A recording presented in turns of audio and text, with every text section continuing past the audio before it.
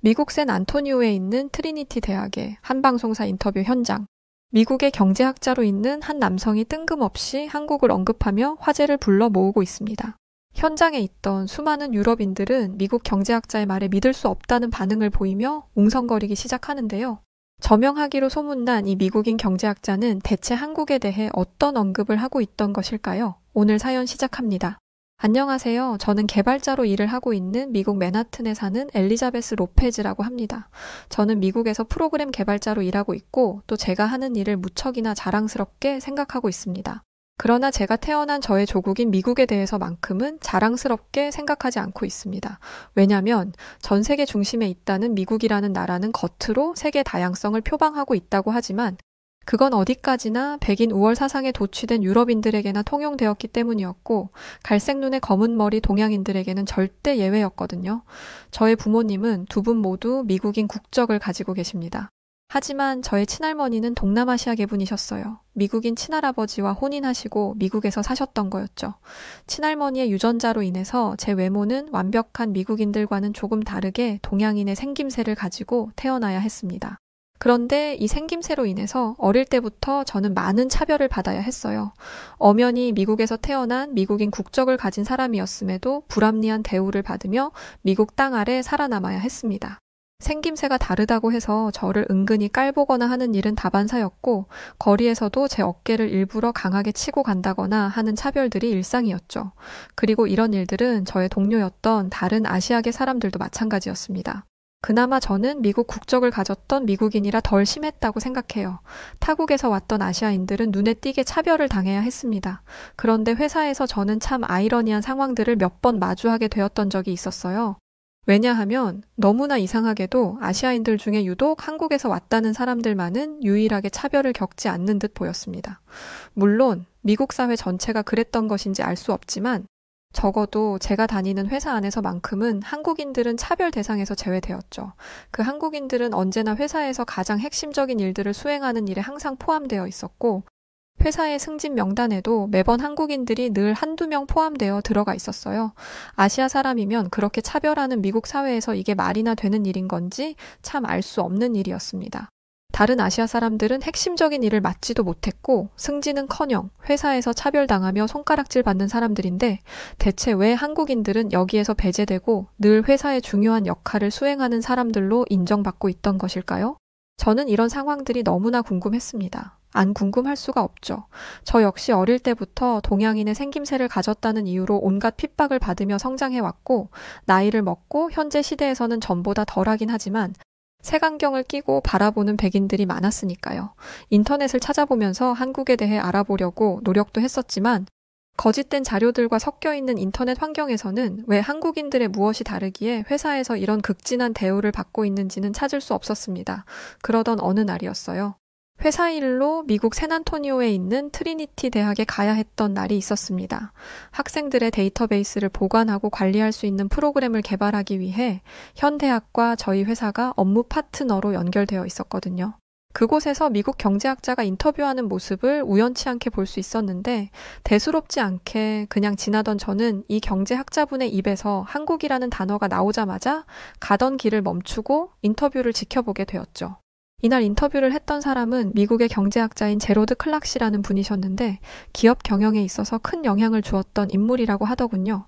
많은 글로벌 기업들이 제로드 클락 씨의 조언을 구하고 경영에 임하기도 한다고 하더라고요. 진행자는 클락 씨에게 당신이 추구하고자 하는 기업 경영의 철학에 대해 많은 세계인들이 관심을 가지고 있는데 현 시대를 넘어 다음 이 사회를 이끌어갈 민족성을 가진 국가는 어떤 국가가 있겠냐는 질문에 정말 뜬금없는 답변을 해서 주변을 놀라게 했었습니다.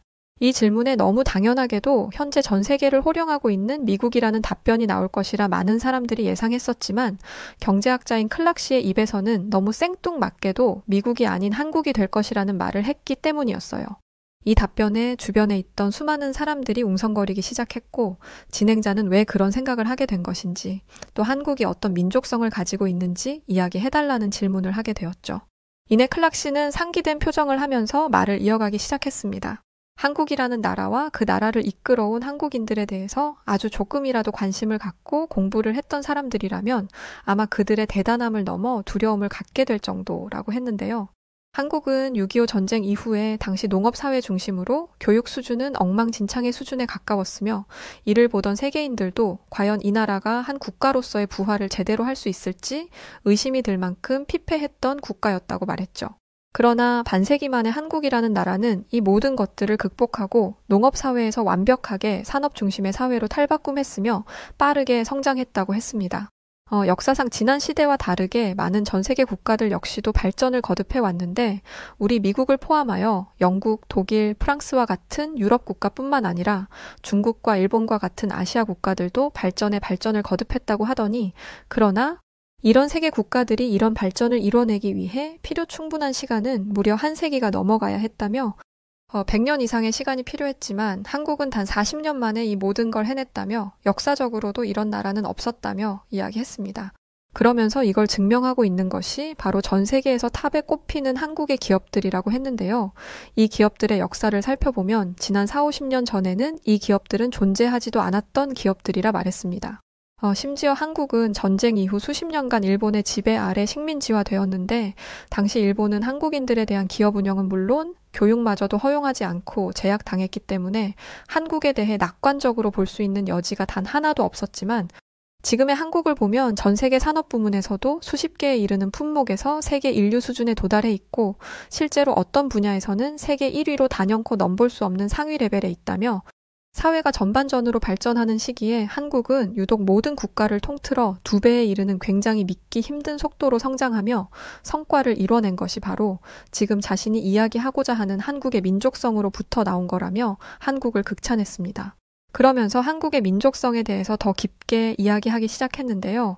한국의 특징은 극단적일 만큼 한 몸으로 움직인다는 것에 중점을 두었어요. 역사적으로 뼈아픈 시기를 겪었던 한국인들은 그들의 피에 끈끈한 민족애가 흐르고 있고 국가의 어려움이 닥쳐오면 한국인들은 빠지지 않고 국가를 일으켜 세우기 위해 한 몸이 되어 움직인다고 설명했습니다. 그러면서 IMF 사태에 대해서 이야기하기도 했죠. IMF를 겪는 국가들은 거의 도산하기에 이르고 나라가 급격하게 추락해버리고 말지만 한국은 한국인들이 모두 한마음이 되어 금 모으기 운동을 시작해 결국 가장 빠른 시기 IMF의 위기를 극복해낸 나라이기도 하다면서 이런 게 가능할 수 있는 나라는 장담컨대 유일하게 한국만이 가능할 거라고 이야기했죠. 한국이라는 공동체는 개인마다 다양한 개성과 주체성을 가지고 있는 여타 국가와 다르지 않지만 문제가 발생하거나 의기투합해야 하는 일이 발생하면 정말 특이하게도 강한 애착심과 뭉치려는 한국의 공동체 DNA가 흘러나오면서 하나가 된다고 설명했습니다. 전 세계가 보기에 폐허 수준에 가까웠던 이 작은 한국이라는 나라가 다시 일어나기 어려울 거라고 여겼지만 한국은 불과 반세기 만에 세계에서 가장 잘 사는 부자 나라로 손가락에 꼽히는 강대국으로 성장해버렸으니 이걸 어떻게 사실 설명해야 하는지 잘 모르겠다며 한국은 정말 대단하면서도 두려울 정도로 무서운 나라라고 말했어요. 그리고는 앞으로 다음 세대에 전 세계를 이끌어갈 민족성을 가진 나라를 굳이 뽑아야 한다면 자신은 의심의 여지 없이 한국을 선택할 거라고 말했습니다. 그러면서 한국에서는 너무나 당연하고 일상적인 것들이 다른 나라 사람들에게는 놀라움으로 다가온다고 했는데 세계적으로 저명한 미디어인 BBC에서조차도 한국의 유독 빠른 속도에 대해서 극찬한 바 있다고 했어요. 전쟁으로 피폐해진 국토를 다시 경제대국으로 일으켜 세우는데 한국의 빠른 속도와 습성은 한국에서 한강의 기적을 만들어내었다고 말했습니다.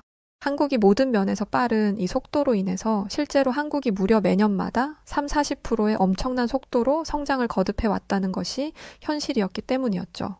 일부에서는 이런 빠른 문화가 오히려 서투르고 완벽하지 못할 수 있기에 문제가 될 수 있다고 말하며 다수의 경제 분석가들이 부정적으로 보는 시선들도 있긴 했었지만 이들의 주장이 무색하게도 한국은 정말 극단적인 시간에 놀라울 정도의 경이로운 경제 성장을 완벽하게 해버렸기 때문에 아무도 부정할 수 없다고 말했습니다.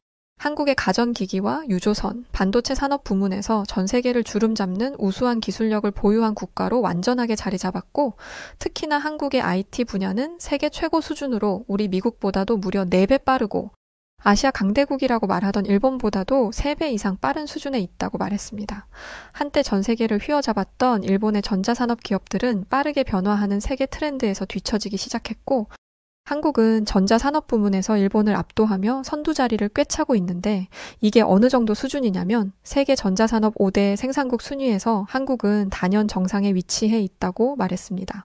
예전에 세계를 주름잡던 일본은 현재 순위에서 한참 밀리며 낙후되기 시작했는데 이걸 숫자로 비교했을 때 일본에서 대표되는 8개 전자산업 기업들의 영업이익을 모두 합치더라도 한국의 삼성전자 한 개 기업의 영업이익에 20배가 차이가 날 정도라고 했죠. 정말 놀라운 일이었습니다. 일본도 엄청난 경제 대국이라고 말하는데 대표되는 8개 기업의 영업이익을 모두 합쳐도 한국의 하나의 기업 영업이익의 20분의 1밖에 안 된다니 정말 한국은 어떤 나라인 건지 대단하다 못해 이 모든 게 그냥 믿겨지지가 않을 정도였죠. 클락 씨의 인터뷰 내용들을 보고 나니까 실제로 회사에서 한국인들의 모습이 생각나더라고요. 우리 회사에서 다른 아시아 국가 사람들은 그렇게 차별하면서 유독 한국인들에게만큼은 그러지 못하는지 저는 단번에 이해할 수 있었습니다. 실제로 전 세계에서 한국만큼 유일이라는 타이틀이 많은 국가가 또 있을까요?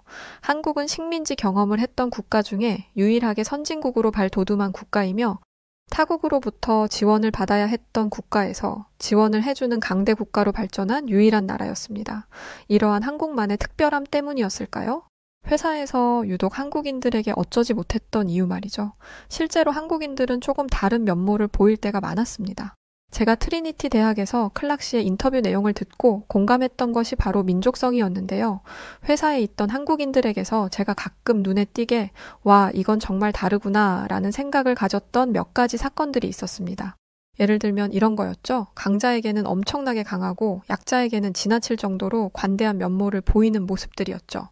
다른 아시아 국가에서 왔던 직원들은 미국이나 프랑스, 영국과 같은 강대국 국적을 가진 사람들을 만나면 일단 자신보다 위에 있는 사람들처럼 여겼고 아부떨기에 바빴지만 한국인 분들은 달랐거든요.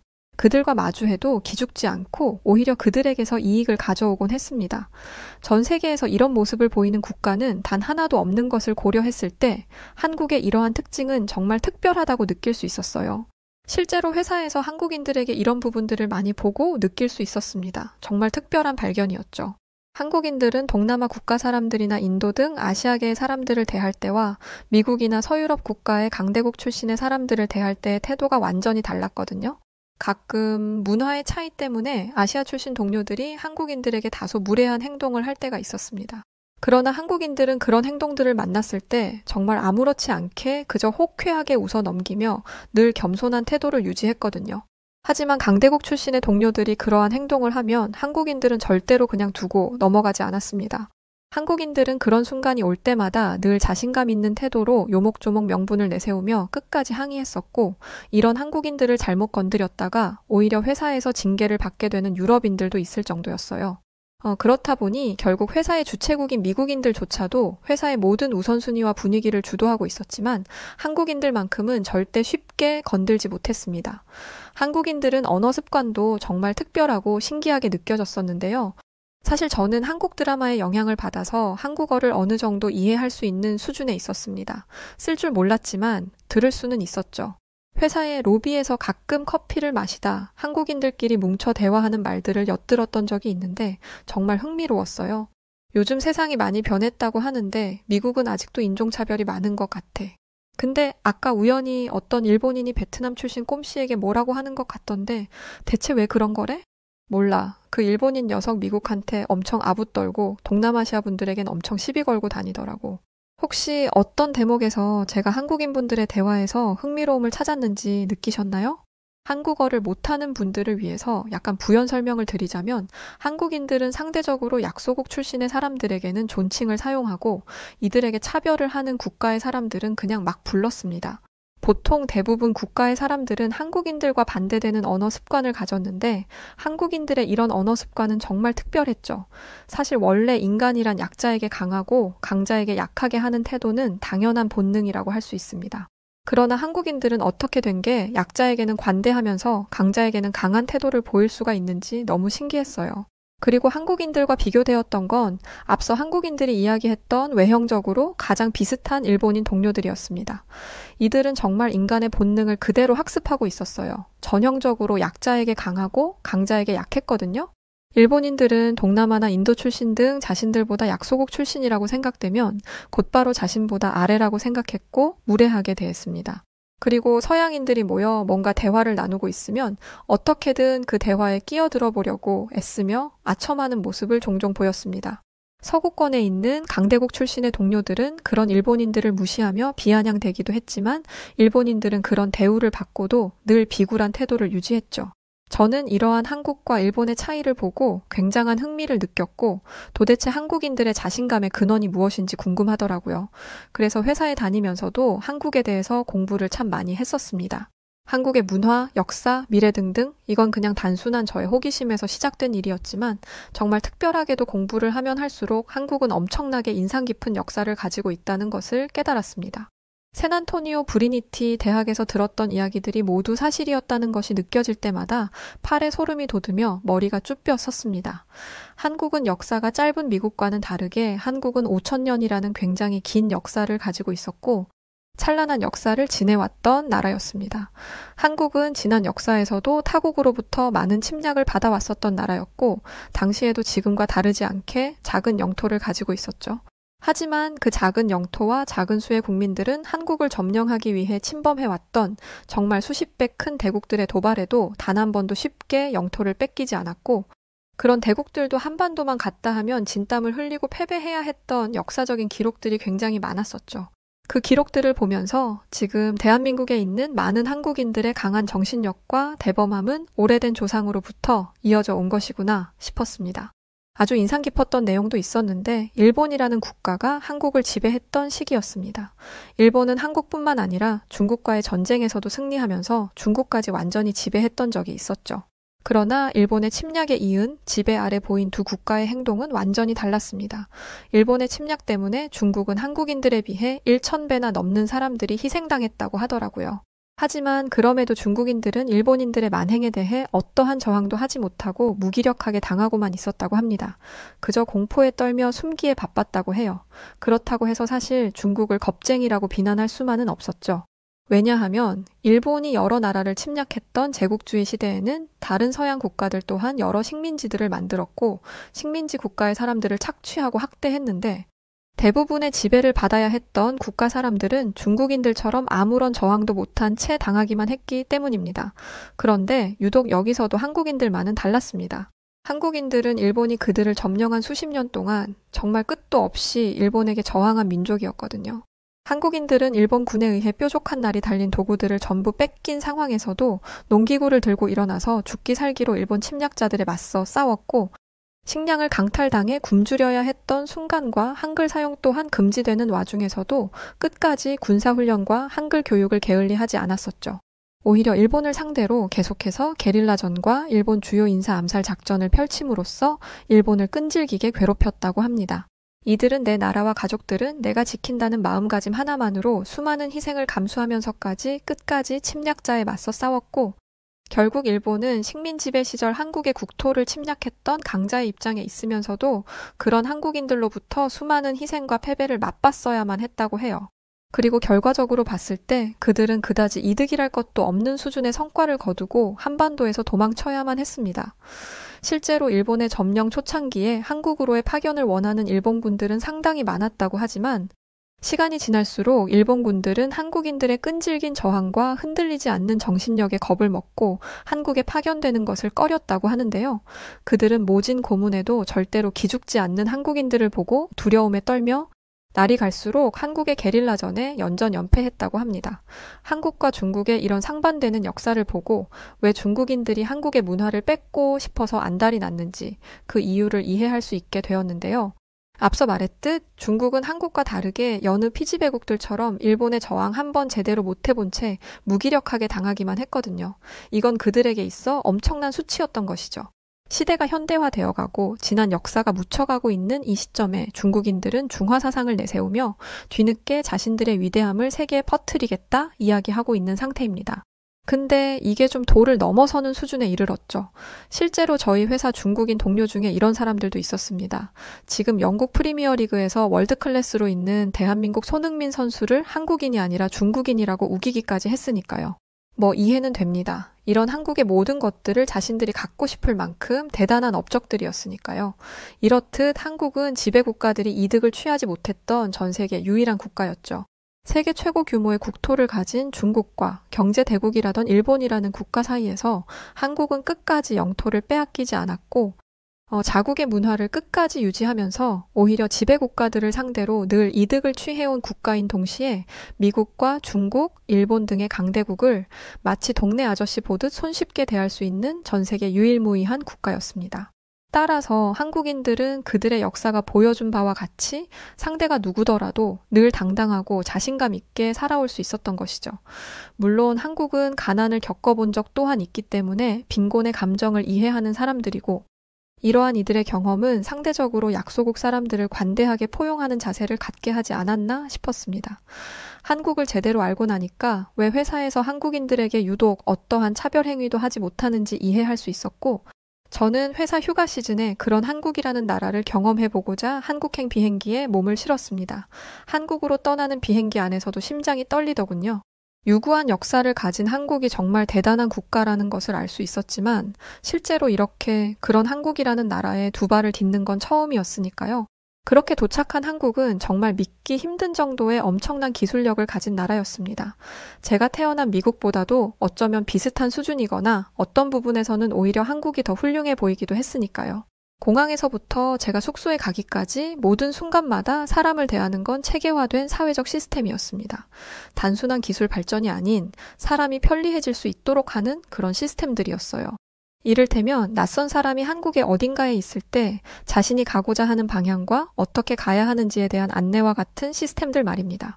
실제로 우리 미국만 하더라도 낯선 사람이 처음 와본 곳에 발을 딛게 되면 지도와 휴대폰 없이 그 어디도 찾아가기 힘들 겁니다. 하지만 한국은 아주 섬세한 안내 시스템들이 작동하고 있어서 처음 한국을 찾는 사람들도 쉽게 이용할 수 있도록 하고 있었죠. 제가 한국을 직접 경험하면서 느낀 것 중에 가장 기억에 남아있는 것은 바로 조화로움이었어요. 이건 제가 세계 많은 국가들을 모두 다 알고 있는 것은 아니었지만 적어도 제가 아는 수준에서 한국은 유일했던 모습이었는데 바로 이런 모습이었습니다. 한국의 도심은 타 유럽 국가와는 전혀 다른 모습을 하고 있었어요. 유럽의 도시는 푸르른 녹색 풍경을 마주하기가 어렵습니다. 간간히 길가에 심어놓은 잡초들과 나무 몇 그루가 종종 보이는 것이 다였지만 한국의 도시는 높은 산과 녹색의 자연들이 함께 공존하고 있었죠. 자연과 현대화된 아름다운 건물의 조화로운 모습은 정말 이색적이었고 특별한 순간이었습니다. 심지어 길가에 당연히 있어야 하는 전선주와 전선들조차 지하로 매몰하여 지저분한 모습들을 찾아볼 수가 없었죠. 이런 조화로움은 눈으로 보이는 거대한 도시 풍경에만 있었던 것은 아니었는데요. 바로 음식 문화에서도 이런 조화로움을 만날 수 있었습니다. 유럽은 채소만 먹는 비건인들이 있을 정도로 육식과 채소가 서로 다르게 분리되어 있습니다. 하지만 한국의 음식은 육류와 채소를 동시에 섭취할 수 있는 독특한 음식 문화가 있었던 것이죠. 육류를 먹으면서도 항상 채소를 곁들여 함께 섭취하다 보니 누가 보더라도 건강할 수밖에 없다고 생각이 들었죠. 물론 맛은 말할 것도 없이 훌륭하고 말이죠. 왜 해외 많은 사람들이 한국의 음식이 최고라고 말하곤 했었는지 한국에 도착하고 단 한 끼 식사로 이해해버릴 수 있을 정도였습니다. 사실 이 밖에도 한국은 유럽에서는 찾아볼 수 없는 정말 진귀한 모습들이 많이 있었어요. 그걸 모두 말하기에는 아마 3박 4일이 걸려서야 모두 말할 수 있을 것입니다. 한국의 정말 독특했던 무인점포 시스템, 너무 편리했던 대중교통 시스템, 음식 문화, 24시간 매장, 한국의 밤, 한국인들의 친절까지 그때 샌안토니오 트리니티 대학에서의 인터뷰에서 왜 저명한 미국의 경제학자가 다음 세대 세계를 이끌 민족성을 가진 나라는 단연코 한국이 될 것이라고 이야기했는지 전 이제 그 말에 100% 공감하고 있습니다. 한 번만 쉽게 생각해봐도 정말 말이 되지 않거든요. 한국의 국토는 타 유럽국들이나 강대국들에 비해 굉장히 작습니다. 인구도 5천만 명밖에 되지 않죠. 바로 옆 나라인 중국과 비교하면 20배도 작습니다. 심지어 일본과도 2배 이상 차이가 나죠. 그런데 세계에서 이 정도 수준의 강대국으로 평가받고 기술적 발전을 이룬 국가가 지금 영토의 딱 2배, 그리고 딱 2배의 인구를 가졌다면 정말 그 어느 국가도 한국을 쉽게 생각할 수 없었을 겁니다. 어찌 보면 지금 한국이 북한이라는 국가와 통일되지 않고 있음을 세계는 감사해야 할지도 모르겠더라고요. 한반도가 오로지 대한민국 주체라고 생각해보면 정말 압도적일 것이라는 생각이 들었기 때문이었죠. 저는 한국을 경험하고 다시 회사에 복귀하면서도 마음속에 이런 생각을 하고 있어요. 모든 국가의 사람들은 한국의 위기 극복 능력과 위기를 대하는 대처 방식, 그 사람들의 관심사와 그 사람들의 미래 가치에 대해서 분명 눈여겨봐야 하고 이들의 움직임이 곧 다음 세대를 맞이할 핵심이 되는 열쇠일 수 있다는 생각 말입니다. 한국인들에게 완전히 매료되어 버리고만 저는 요즘 회사에서 한국인 분들을 만나면 괜히 겁부터 납니다. 하지만 그런 생각이 들자마자 한국인들의 따뜻한 미소에 완전 녹아버리고 말죠. 그래서 말인데 혹시 말입니다. 한국 남자분들은 어떤 여성들을 좋아하는지 너무너무 궁금합니다. 사실 한국인 남자를 연인으로 만나보고 싶은데 우리 회사에 있는 한국인 분들은 저를 동료 이상으로 생각하지 않는 것 같아서요. 혹시 알려주신다면 제가 한국인 남자를 만나는데 아주 유용한 자료가 될 수 있지 않을까 싶습니다. 한국이라는 위대하고 멋진 나라를 만날 수 있었음에 감사했고 그런 한국을 통해 큰 가르침을 얻을 수 있어서 기뻤습니다. 앞으로도 더 많은 공부를 통해 제가 나아갈 미래를 더욱더 밝고 가치 있게 만들어갈 수 있는 초석으로 사용하겠습니다. 미국의 어느 연병장, 세계 각국에서 왔던 수많은 군인들이 무언가를 둘러싸고 있습니다. 거동이 힘든 몸으로 한 여성의 팔을 잡고 겨우 서 있던 한 할아버지는 눈물을 보이시며 말을 못하고 계셨고 비장한 표정으로 그 모습을 지켜보던 한 무리의 군인들 그리고 그 주위를 둘러싸고 있던 세계 모든 군인들은 경의를 표하기 시작합니다. 미국의 어느 연병장에서는 대체 무슨 일이 있었기에 이런 일들이 벌어지고 있던 것일까요? 그럼 오늘 사연 시작합니다. 안녕하세요. 저는 미국 버지니아에서 군복무를 하고 있는 게리 슈나이더라고 합니다. 저는 군악대에서 드럼을 연주하고 있는데요. 사실 저는 보병에 지원하려고 했지 군악대에 갈 생각이 없었습니다. 그랬던 제가 군악대에 들어가게 된 이유는 저를 키워주신 할아버지의 영향 때문이었어요. 저는 일찍 부모님을 여의고 군인이셨던 할아버지의 손에서 자랐는데 할아버지는 군인 출신임과 동시에 실제 전쟁에 참전하셨던 참전용사세요. 그렇다 보니 총알과 포탄이 날아다니는 전쟁터의 비극을 누구보다 잘 알고 계시죠. 할아버지는 나라를 지키는 건 자랑스러운 일이지만 하나뿐인 손주가 다치지 않는 것이 더 중요하다며 저의 입대를 반대하셨습니다. 미국은 평시에는 모병제로 운영되고 있어 현재 징병을 하고 있지 않지만 유사시를 대비하기 위한 제도로 만 18세에서 25세 남성이라면 모두 등록할 의무가 있죠. 반대를 무시하고 제 뜻대로 해볼까 생각도 해봤지만 전쟁터에서 절친한 친구를 잃고 한쪽 다리마저 잃었던 저희 할아버지의 마음을 무시할 수가 없었어요. 그래서 선택한 게 바로 군악병이었습니다. 할아버지는 그래도 그건 낫겠다며 제 입대를 지지해 주셨죠. 그렇게 성실히 군 생활을 이어가던 중 세계 군악대 페스티벌에 참가하는 기회를 얻게 되었습니다. 다양한 문화권의 군대가 모이는 큰 행사이기 때문에 기대감이 컸죠. 개막식 공연을 앞두고 모든 군인들이 대기를 하고 있는데 한국팀이 들어왔습니다. 솔직히 좀 실망했어요. 아시아를 대표해서 온 국가이니만큼 서양식 군악대와는 차별화된 무언가를 보여줄 거라고 생각했거든요. 그런데 한국 군악대의 차림은 서양식 군악대와 다를 게 없었습니다. 악기 구성도 저희 미국과 비슷했어요. 그렇게 한국 군악대에게 실망해하고 있는데 유달리 눈에 띄는 팀이 대기실로 들어왔습니다. 바로 중국의 군악대였죠. 중국이 눈에 띈 이유는 신기한 복장을 하고 있었기 때문이었습니다. 그리고 군악대라면 악기 하나씩은 가지고 가는 게 일반적인데 이들의 손에는 악기가 없었어요. 대신 무기로 보이는 것들을 들고 있었죠. 군악대 공연에서는 전통무예나 춤을 보여주는 경우도 있기 때문에 그런 건가 보다 했습니다. 특히 중국 액션 영화에서나 나올 법한 옷차림을 한 걸 보니 갑자기 기대감이 물씬 올라오면서 빨리 중국 군악대의 순서가 되면 좋겠다는 생각을 하게 됐죠. 저런 옷차림으로 비장하게 결의를 다지고 있는데 실력이 부족하다? 말이 안 되죠. 그런데 말이 되더라고요.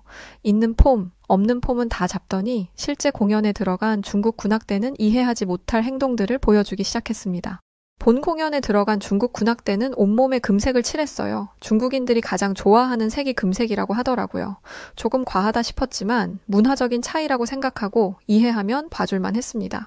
웅장한 음악 소리와 함께 공연이 시작되었고 관객들은 중국의 군악대가 무엇을 보여줄지 기대감에 부풀어 있었어요. 이런 관객들에게 중국 군악대가 선보인 소림사 무술이었습니다. 앞서 말했듯 전통 무예나 춤도 보여주기 때문에 그런 거라고 생각하고 공연을 지켜봤습니다. 그런데 공연 시간이 흐르고 흘러도 무술 시연이 안 끝나는 거예요. 수십 명의 사람들이 동시에 앞구르기를 하고 같은 동작을 칼같이 맞추는 걸 보면서 놀라는 것도 한두 번이죠. 동작 하나를 할 때마다 박수를 치던 관객들의 환호성도 어느 순간부터 들리지 않았고 하품을 삼키는 동료들도 많았습니다. 그래도 저는 희망을 놓지 않았어요. 제가 기대하던 중국의 무대가 이렇게 허무하게 끝나지 않을 거라고 믿었죠. 하지만 야속한 중국 군악대는 제 희망을 철저히 깨트려 버렸습니다. 음악 소리보다 기합 소리가 더 컸고 악기 연주랍시고 하는 건 커다란 북을 몇 번 때리는 것뿐이었거든요. 처음부터 끝까지요. 솔직히 관객으로 온 거였다면 그냥 자리에서 일어나 가버렸을 거예요. 군인이라는 이유로 하품도 못하고 동료와 대화하는 것조차 조심해야 하는 탓에 좀이 쑤시던 중 한국 군악대가 입장했습니다. 다들 별 감흥이 없었어요. 중국에게 큰 실망을 했던 것도 있고 서양식 군악대와 다를 바 없는 구성이었기 때문에 늘 보던 걸 보여주겠지? 라고 생각했죠. 아니나 다를까. 한국 군악대는 서양식 공연을 보여주었습니다. 그런데 그때 한국 군악대에서도 전통 의상을 입은 사람이 나타났습니다. 그래도 중국과 다르게 무술이 아니라 춤을 보여주더라고요. 하지만 흥미롭지는 않았습니다. 딱 하나 흥미로운 걸 꼽자면 등장한 사람들이 머리에 쓰고 있던 모자 정도? 저는 무대 중앙을 뱅뱅 도는 사람들을 보면서 역시 중국이나 한국이나 똑같네 라고 생각했어요. 그런데 이 생각이 끝나기도 전에 제 눈앞에 믿을 수 없는 장면이 펼쳐지기 시작했습니다. 춤을 추는 것처럼 보였던 사람들이 갑자기 악기를 연주하기 시작한 거예요. 워낙 생소한 악기이다 보니 손에 잡고 있는 게 악기라는 건 꿈에도 몰랐던 거죠. 놀란 건 저뿐만이 아니었습니다. 중국팀의 공연 이후 줄곧 심드렁해 보였던 동료들도 엉덩이를 들썩이기 시작했죠. 그들이 연주하는 타악기에서는 경쾌한 소리가 났는데 그게 정말 신명나더라고요. 그런데 놀랄 만한 건 여기서 끝이 아니었습니다. 그들이 갑자기 머리를 돌리자 머리에 리본 같은 게 떠오르더니 리본이 춤을 추기 시작한 거예요. 머리를 움직이고 점프를 하고 악기 연주까지 하고 정말 어디에 눈을 둬야 할지 모르겠는 다채로운 공연이었습니다. 묘기 수준의 공연을 본 저는 중국보다 한국이 별로일 거라 생각한 건 커다란 실수였음을 인정할 수밖에 없었어요. 한국은 중국과 다른 분명한 무언가가 있다고 생각하게 되었죠.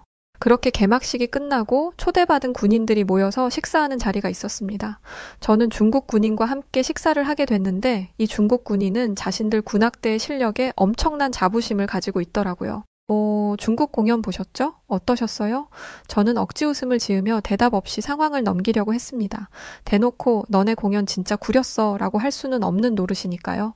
그런데도 계속 중국 칭찬을 하라는 식으로 유도를 하더라고요. 미국에서는 이런 공연 보기 쉽지 않을 거예요. 정말 귀한 경험한 건데 그건 알고 있죠? 이 소리를 30분 정도 들으니 짜증이 나서 색다른 공연이기는 했어요. 저는 서양식 악기에만 익숙해져 있는데 동양과 서양 악기의 조합을 보니 신기하더라고요. 라고 말했습니다. 중국 너네는 악기 연주 안 했잖아. 나는 한국 공연이 더 인상 깊었으니 그만 말해라. 라는 의미였죠. 그러자 그 중국 군인은 제 말의 의도를 알아차렸는지 중국은 중국의 것만 보여줬지만 한국은 서양 동양의 걸 짬뽕해서 보여줬잖아요. 한국은 자기 나라보다 서양을 더 좋아하기 때문에 그런 거예요. 솔직히 한국보다 중국 역사가 더 긴데 애초에 우리들을 비교하는 게 말이 안 되지 않아요? 얼굴까지 벌개진 채 빠른 속도로 말을 뱉는데 정말 그만 좀 했으면 싶더라고요. 다음 공연을 기대하세요. 저희 중국이 한국을 단숨에 짓밟아버리는 걸 보여줄 테니까. 큰 소리가 나자 모두의 시선이 저희에게 쏠렸습니다. 창피해서 자리를 피하려던 그때 한 미군 동료가 나섰어요. 아니, 중국 역사가 한국 역사보다 길다고요? 중국 군인은 그 말에 이렇게 이야기했습니다. 당연하죠. 중국 문명이 세계에서 가장 오래된 문명 중 하나라는 건 다들 알고 있을 텐데요. 그 말에 미군 동료는 이렇게 답변을 했죠. 하지만 한국도 오랜 역사를 가진 나라일 텐데요. 미군 동료의 질문에 중국 군인들은 뭔가 심오한 표정을 지으며 한국의 역사가 조작된 거라는 궤변을 늘어놓기까지 했습니다. 그러자 미군 동료의 한마디에 중국 군인은 입을 싹 다물 수밖에 없었어요. 역사가 길다고 문화까지 훌륭할 거라는 소리를 지금 미국인 앞에서 하는 겁니까? 이 말을 하자마자 주변의 미군들 표정이 모두 다 싸늘해지더군요. 전 세계에서 미국만큼 역사가 짧은 나라가 또 있습니까? 당신 가설대로라면 미국의 문화는 무시당해도 된다는 거 아니에요? 당신의 말과 다르게 역사가 짧은 미국은 문화적으로 선두에 서 있어요. 또 당신이 무시하는 한국이 세계 문화를 좌지우지하고 있는 걸 모릅니까? 어느새 중국 군인의 얼굴은 터질 듯이 빨개져 있더라고요. 미군은 마지막 카운터를 날렸습니다. 그리고 나라를 대표하는 군인으로 왔다면 그만큼의 예의를 차리는 게 좋을 겁니다. 이 말이 끝나자마자 주변에서는 박수와 환호성이 나왔고 중국 군인은 자신의 동료들의 손에 이끌려 밖으로 나갔어요. 중국어로 큰 소리가 나던데 욕이라도 했나 보죠. 그렇게 다음 날이 밝았고 다시 공연이 시작됐습니다. 한국을 짓밟아주겠다던 중국의 공연은 처참한 수준이었어요. 이번에는 중국의 전통악기와 함께 무대를 시작했는데 처음부터 끝까지 든 생각은 얘네 지금 뭐 하는 거지? 였어요. 군악대라 함은 군인들의 사기를 높이는 존재이기 때문에 힘있고 강력한 힘을 가진 음악을 연주해야 합니다. 하지만 중국의 전통 악기는 매가리가 없었어요. 그리고 이 생각은 저만의 생각이 아니었습니다. 그런데 눈물까지 흘리면서 감격하는 사람들이 있더라고요. 너무 놀랐습니다. 대체 뭘 보고 감격한 거지? 역시 아니나 다를까. 환호하는 사람들은 전부 중국인이었어요. 그리고 왜 이렇게 다른 사람한테 확인을 받으려고 하는지 자꾸 저에게 대국의 실력이 어떠냐라고 물어보더라고요. 귀찮게 구는 게 여간 짜증나는 일이라 무시하고 있는데 뭔가 이상했습니다. 저희가 있던 곳은 민간인이 들어오면 안 되는 곳이었어요. 바리케이드를 쳐놓은 곳까지 꾸역꾸역 들어와서는 공연을 관람한 것이었죠. 그곳에서 공연을 보고 싶으면 입 다물고 가만히 있어야 할 텐데 다른 군인들한테도 중국이 어떤지 자꾸 확인을 하더라고요. 그러면서 반응이 없자 큰 소리로 행패를 부리기 시작했어요. 왜 자신의 말에 대꾸를 안 하냐면서 지금 자기를 무시하는 거냐고 소리를 질러댔죠. 결국 주최 측에 의해 끌려나가는데 그 모습이 추잡스럽기 짝이 없었습니다. 대국이라고 말하는 사람들의 모습이 저렇다니 한심하더라고요. 한 차례 소동이 있고 난 뒤 저희는 무사히 공연을 마쳤습니다. 그런데 미국이 뒤에서 두 번째였어요. 그리고 피날레는 한국이었죠. 보통 피날레는 미국이나 주최국에서 하는 게 일반적인데 한국이 마지막을 장식하다니 의아했습니다. 전날에 본 한국의 공연이 멋있기는 했지만 피날레를 장식할 정도라는 생각은 안 들었거든요. 제가 이 얘기를 하니 제 선임은 두 눈을 동그랗게 뜨면서 아니 설마 한국 군악대 얘기를 못 들은 거야? 라며 화들짝 놀랐습니다. 그걸 제가 알아야 합니까? 라고 물으니 선임은 어이가 없다는 듯이 헛웃음을 치더라고요. 참, 이걸 모르다니.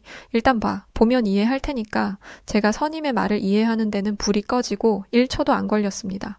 모든 불이 꺼진 상황에서 쿵쿵 북소리가 났습니다. 울림이 얼마나 큰지 온몸이 울릴 정도였죠. 곧이어 마치 천둥소리 같은 나팔소리가 나기 시작했습니다. 그리고 불이 켜지면서 위험 넘치는 옷을 입은 군악대원들이 나타났는데 긴 소매와 밑단을 휘날리며 등장하는 모습을 보니 머리부터 발끝까지 소름이 돋았습니다. 유치한 말일 수 있지만 저는 어렸을 때부터 그리스 로마 신화를 굉장히 좋아했는데 신들의 신이었던 제우스를 특히나 좋아했어요.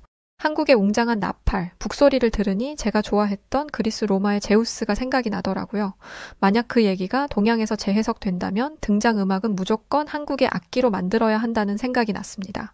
그 정도로 엄청났다는 의미예요.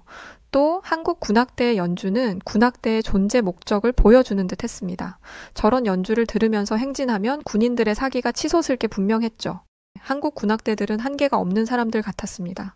솔직히 여기까지만 보여줘도 충분할 법한데 갑자기 뒤에서 어제 춤추면서 악기를 연주하는 사람들이 나타난 거예요. 어제보다 웅장한 음악까지 합쳐지니 움직임이 더 역동적으로 보였고 빠르게 휘몰아치는 장단은 그 자리에 있는 모든 사람들의 엉덩이를 들썩이게 만들었습니다. 이렇게 진심으로 공연을 즐기다 보니 아쉬운 마음이 들더라고요. 이 정도로 놀라게 했으니 이제는 더 이상 보여줄 게 없다고 생각했거든요. 그런데 아니었습니다. 갑자기 누군가가 관객들에게 인사를 하더니 대뜸 접시를 날리는 게 아니겠어요? 그러더니 막대기에 접시를 올려놓고 뱅글뱅글 돌리다가 접시를 높게 띄웠다가 다시 받아내는 묘기를 보여주기 시작했습니다. 공연장 곳곳에서 환호성이 터져 나왔고 저는 공연에서 눈을 뗄 수가 없었어요. 그런데 그 순간 제 옆에 있던 동료가 와 저게 뭐야? 라고 말하면서 호들갑을 떨었습니다. 미국을 대표하는 군인으로서 채통을 지켜야 한다며 눈 하나 깜짝 안 하던 녀석이었죠. 대체 뭘 봤길래 이러는 건지 고개를 돌려 바라보니 누군가가 머리에 리본을 달고 나온 게 보였습니다. 어제 봤던 리본이랑 비슷하지만 한 가지 다른 건 그 길이가 수미터는 되어 보였다는 거예요. 그리고 그 리본을 빙글빙글 돌리며 브레이크 댄스 같은 고난도의 춤과 동작을 보여주었습니다. 저게 눈으로 보면 쉽지만 머리에 매달고 하면 절대 쉬운 일이 아니에요. 제가 했다면 리본이 제대로 돌지도 않았을 거고 제대로 돌았다고 해도 금세 엉켜서 제대로 고개조차 돌리지 못했을 것입니다. 인간의 한계를 넘은 그 모습에 감당을 하던 중 공연이 끝났어요. 정말 너무너무 아쉬웠습니다. 한국 군악대가 마지막 인사를 한 뒤 관객들은 모두 일어나 박수와 함성을 보냈어요. 한국 군악대원들이 무대에서 나가고 나서도 박수 소리는 사그라들지가 않았습니다. 어느 정도였냐면 박수 소리가 사그라들지 않자 사회자가 다시 군악대원들을 불러 한 번 더 인사를 요청해야 할 정도였습니다. 그렇게 환상적인 공연이 끝나고 저녁 시간이 되었습니다. 전날과 다름없이 함께 저녁 식사를 하는 날이었는데 저는 그곳에 있지 않았어요. 단장님의 배려로 연로하신 할아버지와 고모님을 뵈러 갔습니다. 할아버지는 말년을 보내기 위해 유럽에 계신 고모님 댁에서 살고 계시거든요. 저는 오랜만에 뵌 할아버지와 고모님에게 오늘 봤던 엄청난 광경을 이야기했습니다. 왜 한국이 피날레를 장식하는 건지 처음엔 이해가 되지 않았는데 공연을 시작한 지 1초 만에 모든 상황을 이해했다고 말이죠. 그러면서 한국이 어떤 나라인지 자세히 알아봐야겠다는 생각이 들었다고도 말씀드렸습니다. 그런데 할아버지가 눈을 반짝이시면서 한국에 대한 이야기를 하시더라고요. 게리, 미군이라면 반드시 한국에 대해서 알아야 한다. 아니지. 이제는 미군뿐만 아니라 모든 사람이 한국에 대해 알아야 해. 저는 부쩍 들떠 보이는 할아버지의 말씀에 귀를 기울이고 있었어요. 한국이 경제적으로 풍족한 나라라는 건 너도 알고 있겠지? 하지만 한국이 이렇게 부자 나라가 된 건 얼마 되지 않았단다. 불과 몇십 년 전까지만 해도 한국은 전쟁으로 폐허가 된 국가였어. 저는 그제야 깜빡 잊고 있던 사실을 깨달았어요. 할아버지는 한국전쟁 참전 용사셨습니다. 할아버지는 과거를 회상하며 말씀을 계속 이어가셨습니다. 한국은 공산국가인 북한보다 못 살았던 나라란다. 국방력도 마찬가지로 약하기 그지없었어. 어느 정도로 차이가 났냐면 한반도의 땅이 전부 북한에게 넘어갈 뻔한 순간도 있었지. 하지만 한국인들은 투지와 용기로 전쟁을 이겨냈어. 또 포탄과 지뢰에 폐허가 되었던 땅에 빌딩을 세웠고 교육의 힘으로 인재를 키워냈어. 그 작은 나라에서 세계를 움직이는 영향력이 있는 인물들이 대거 나오는 건 결코 쉬운 일이 아니란다. 우리는 한국을 보면서 배워야 해. 특히 군인이라면 그들의 끈기와 정신력을 배워야 한다. 할아버지를 통해 들은 과거 한국의 모습들은 도무지 믿기지 않는 수준이었어요. 어린아이들이 미군의 차량을 쫓아다니며 고작 빵 한 조각을 구걸했고 부모를 잃은 고작 6살 된 아이가 돌잡이 동생을 업어 키우는 경우도 흔했다고 하셨습니다. 뿐만 아니라 굶어 죽는 아이들까지 있었다고 했죠. 도무지 믿을 수가 없는 얘기였습니다. 과거의 한국이 마치 지금의 아프리카의 모습과 같다는 건데 아프리카는 이 오랜 세월 동안 해결하지 못한 가난을 한국은 반세기 만에 해결했다는 거니까요. 저는 이때 처음으로 한강의 기적이라는 말을 배웠습니다. 서울을 관통하는 한강 물줄기를 따라 재건된 한국이라는 국가가 경이롭게 느껴질 정도였죠. 할아버지는 저녁 식사를 마칠 때쯤 이렇게 말씀하셨습니다. 한국의 청춘들이 가슴에 태극기를 품고 세계 무대를 누비는 걸 보니 내가 목숨을 걸고 지킨 자유가 헛된 게 아니었구나. 그러면서 흐르는 할아버지의 눈물을 보니 자유와 민주주의를 목숨 걸고 수호하신 할아버지를 향한 존경의 마음이 샘솟더라고요. 오랜만에 만난 할아버지와 맛있는 저녁을 먹으며 나누었던 대화는 그렇게 온통 한국과 관련된 이야기였습니다. 이 말은 할아버지 가슴속에 한국이라는 나라 두 글자가 가슴 깊게 있었다는 증거였겠죠. 그렇게 오랜만에 가족과 즐거운 식사를 하고 돌아와 다음 날을 맞이했습니다. 다음 날 일정은 퍼레이드였어요. 야외에서 행진하며 연주를 해야 했기 때문에 다른 때보다 신경 써야 할 게 많았죠. 그런데 그 어느 팀보다 분주해 보이는 팀이 있었습니다. 바로 한국 팀이었어요. 어제 밤에 할아버지와 나눈 대화 덕분에 한국 군인들의 모습이 계속 눈에 보였고 더 관심 있게 보게 되더라고요. 한국 군인들은 이번에는 한국의 전통 의상을 입고 분홍색 부채를 든 여성분들까지 추가로 나왔었고 여기에 더해 어제 리본을 돌리던 사람들까지 있었기 때문에 한국 군악대의 규모가 장난이 아니었습니다. 사실 한국팀을 만나면 하고 싶은 말이 많았는데 바쁜 모습을 보니 차마 말을 못 걸겠더라고요. 그러다 화장실 앞에서 만난 한국 군인과 짧은 대화를 하게 되었습니다. 묻고 싶은 것도 하고 싶은 말도 많았지만 시간이 촉박해서 할아버지 이야기만 간단하게 했어요. 저희 할아버지가 6.25 참전 용사라는 걸 들었던 한국 군인은 갑자기 한국을 위해 싸워주셔서 감사했다며 저에게 거듭하며 감사 인사를 했습니다. 저는 감사 인사를 받아야 하는 사람이 제가 아닌 걸 너무나 잘 알고 있었어요. 그래서 손사래를 치며 감사 인사를 극구 사양했죠. 인사를 받을 만한 위인이 저는 아니라고 생각했고 그 상황이 너무나 민망했습니다. 누군가는 고맙다고 하고 누군가는 아니라고 하는 웃지 못할 상황이 반복되다가 퍼레이드 준비를 하기 위해 각자의 자리로 우리는 돌아갔습니다. 그렇게 퍼레이드까지 마치고 숙소로 돌아가 쉬고 있는데 누군가가 저희 숙소로 찾아왔어요. 문을 열고 나간 저는 너무나 놀란 나머지 아무 말도 못하고 입만 벌리고 있었습니다. 왜 그랬냐 하면 저를 찾아온 사람들이 다름 아닌 한국 군악대원들이었거든요. 대체 이 사람들이 나를 왜 찾아왔나 싶어 물어보니 이들은 도대체 믿어지지 않는 말들을 하기 시작했습니다. 한국 군인들은 저에게 이런 말을 했었습니다. 무례인 줄 알지만 당신의 할아버님을 뵈러 가고 싶습니다. 라는 말이었죠. 아니 이 사람들이 저희 할아버지를 왜 찾아간다는 말이죠. 영문을 모르겠어서 바라만 보고 있던 저는 한국 군인의 말에 가슴 찡한 감정을 느꼈습니다. 우리가 이런 세계 무대에 서고 여기까지 올 수 있었던 건 당신의 할아버님의 희생 덕분입니다. 부디 우리 모두가 감사 인사를 할 수 있도록 허락해 주세요. 네, 그랬습니다. 저와 대화를 나눴던 한국 군인이 저의 할아버지 이야기를 한국 군인 동료들에게 이야기했던 것이고, 그 이야기를 듣고는 이렇게 모두가 한마음으로 저희 할아버지를 뵙고자 찾아온 것이었죠. 엄청나게 강인하게 생겼던 한국 군인들의 그때의 눈빛을 저는 지금도 잊을 수가 없어요. 그 상황에 제가 어떻게 안 된다 말할 수 있었겠어요. 하지만 단체로 할아버지가 있는 곳으로 이동할 수는 없었습니다.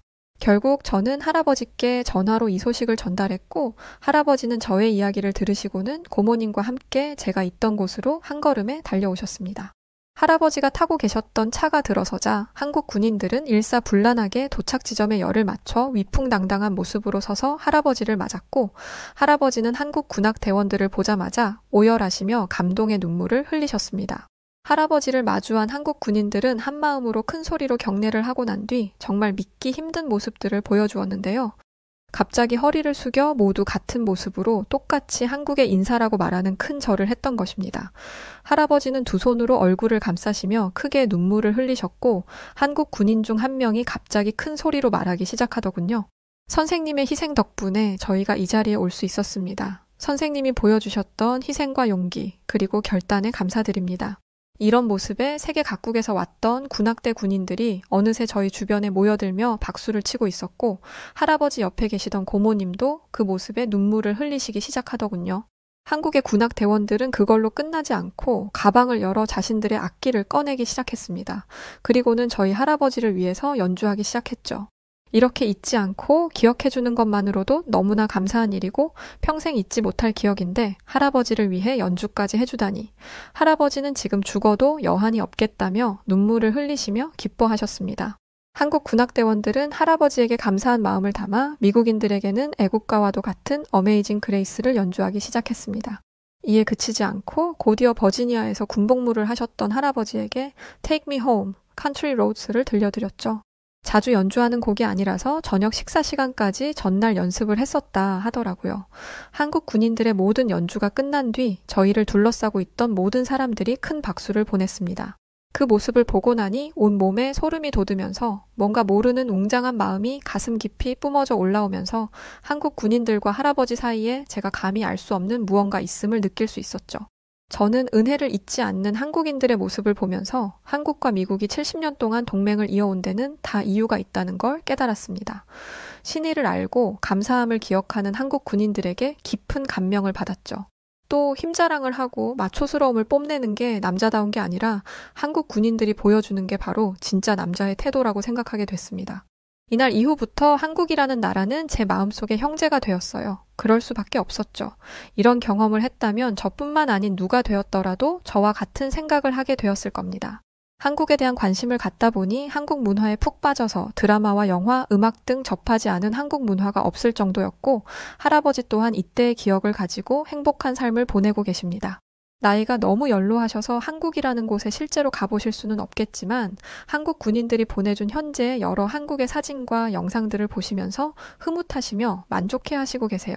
저에게도 이번 일을 계기로 한 가지 꿈이 생겼습니다. 군복무를 마치고 다시 평범한 삶이 찾아오면 한국을 직접 가보는 것이었죠. 할아버지 역시도 자신을 대신해서 한국이 얼마나 많이 변했는지 가서 보고 자신에게 알려주었으면 좋겠다는 말씀을 하셨었거든요.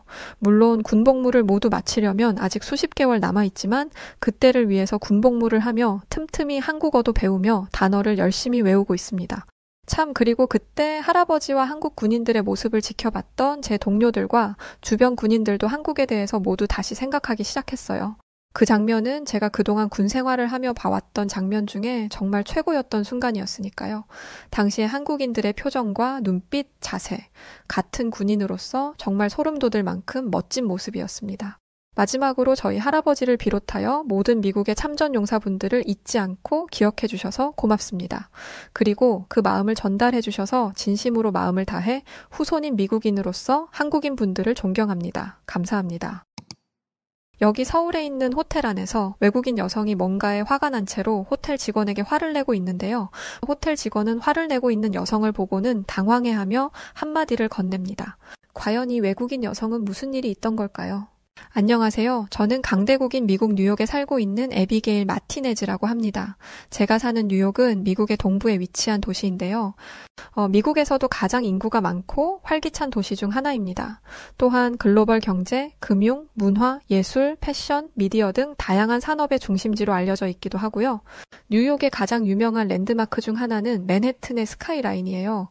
자유의 여신상과 엠파이어 스테이트 빌딩, 월스트리트, 타임스퀘어, 센트럴 파크 등이 있고 뉴욕을 대표하는 상징적인 건축물들로서 많은 해외 각국의 사람들이 찾는 관광 명소이기도 한데요. 그런 뉴욕에서 태어났고 뉴욕에 사는 미국인으로서 큰 자부심을 가지고 있기도 했었어요. 불과 몇 년 전까지는 말이죠. 하지만 저는 지금 미국의 말도 안 되는 모습에 치를 떨어야 했었고 세계에서 지금 가장 영향력 있고 살기 좋은 한국으로 이민을 가기 위해서 사회 통합 프로그램에 참여하고 있는데요. 제가 한국의 영주권을 취득하고 한국으로 완전한 이민을 결심한 이유가 있었습니다. 저의 아버지는 미국의 한 정비센터에서 일을 하셨었는데요. 일을 하시다가 큰 사고를 당해 병원으로 이송되던 중에 세상을 떠나시게 되셨었어요. 타이어에 공기를 주입하고 있었는데 타이어에 찢어진 틈에서 압력차로 타이어가 폭발하고 말았었고 엄청나게 강력했던 공기압에 저의 아버지는 그대로 복부를 강타당하셔서 그 자리에서 타이어 더미로 쓰러져 버리고 말았어요. 병원 응급차를 타고 이동한 지 10여 분 뒤에 결국 저희 아버지는 대동맥 파열로 숨을 거두고 말았는데요. 어머니와 저는 슬픔의 하루가 힘들었던 그 시기 미국은 저희에게 정말 황당한 우편물을 보냈었습니다. 앰뷸런스 이동비로 $1,000가 청구되었기 때문이었어요.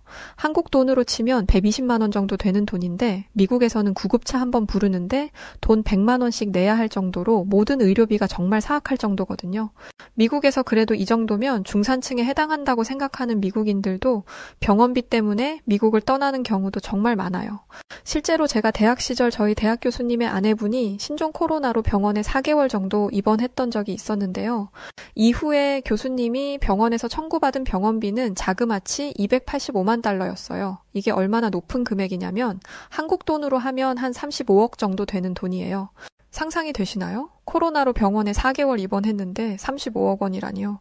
결국 교수님은 개인 파산을 신고했고 당시 대학 교수직도 내려놓고 그 이후로는 연락이 두절되어 어떻게 살고 계신지도 모르고 있어요. 미국이 세계에서 가장 선진국이라고 말하는 외국인 분들이 진짜 많은데요. 제가 미국인이지만 대외적으로 보이는 것만 그럴 뿐이지 정말 미국에 살고 있는 국민들은 이런 기본적인 생활 인프라에서 많은 혜택을 받지도 못하고 고통받으며 살고 있습니다. 건강이라는 게 어디 국가나 인간에게 있어 가장 중요한 부분인데 말도 안 되는 미친 의료비 때문에 미국인들 대부분은 아주 작은 병에만 걸려도 병원 치료를 포기한 채로 쓸쓸히 삶을 마감하는 분들이 엄청나게 많이 있어요. 대체 미국 병원비가 어느 정도길래 그러는 거냐고요?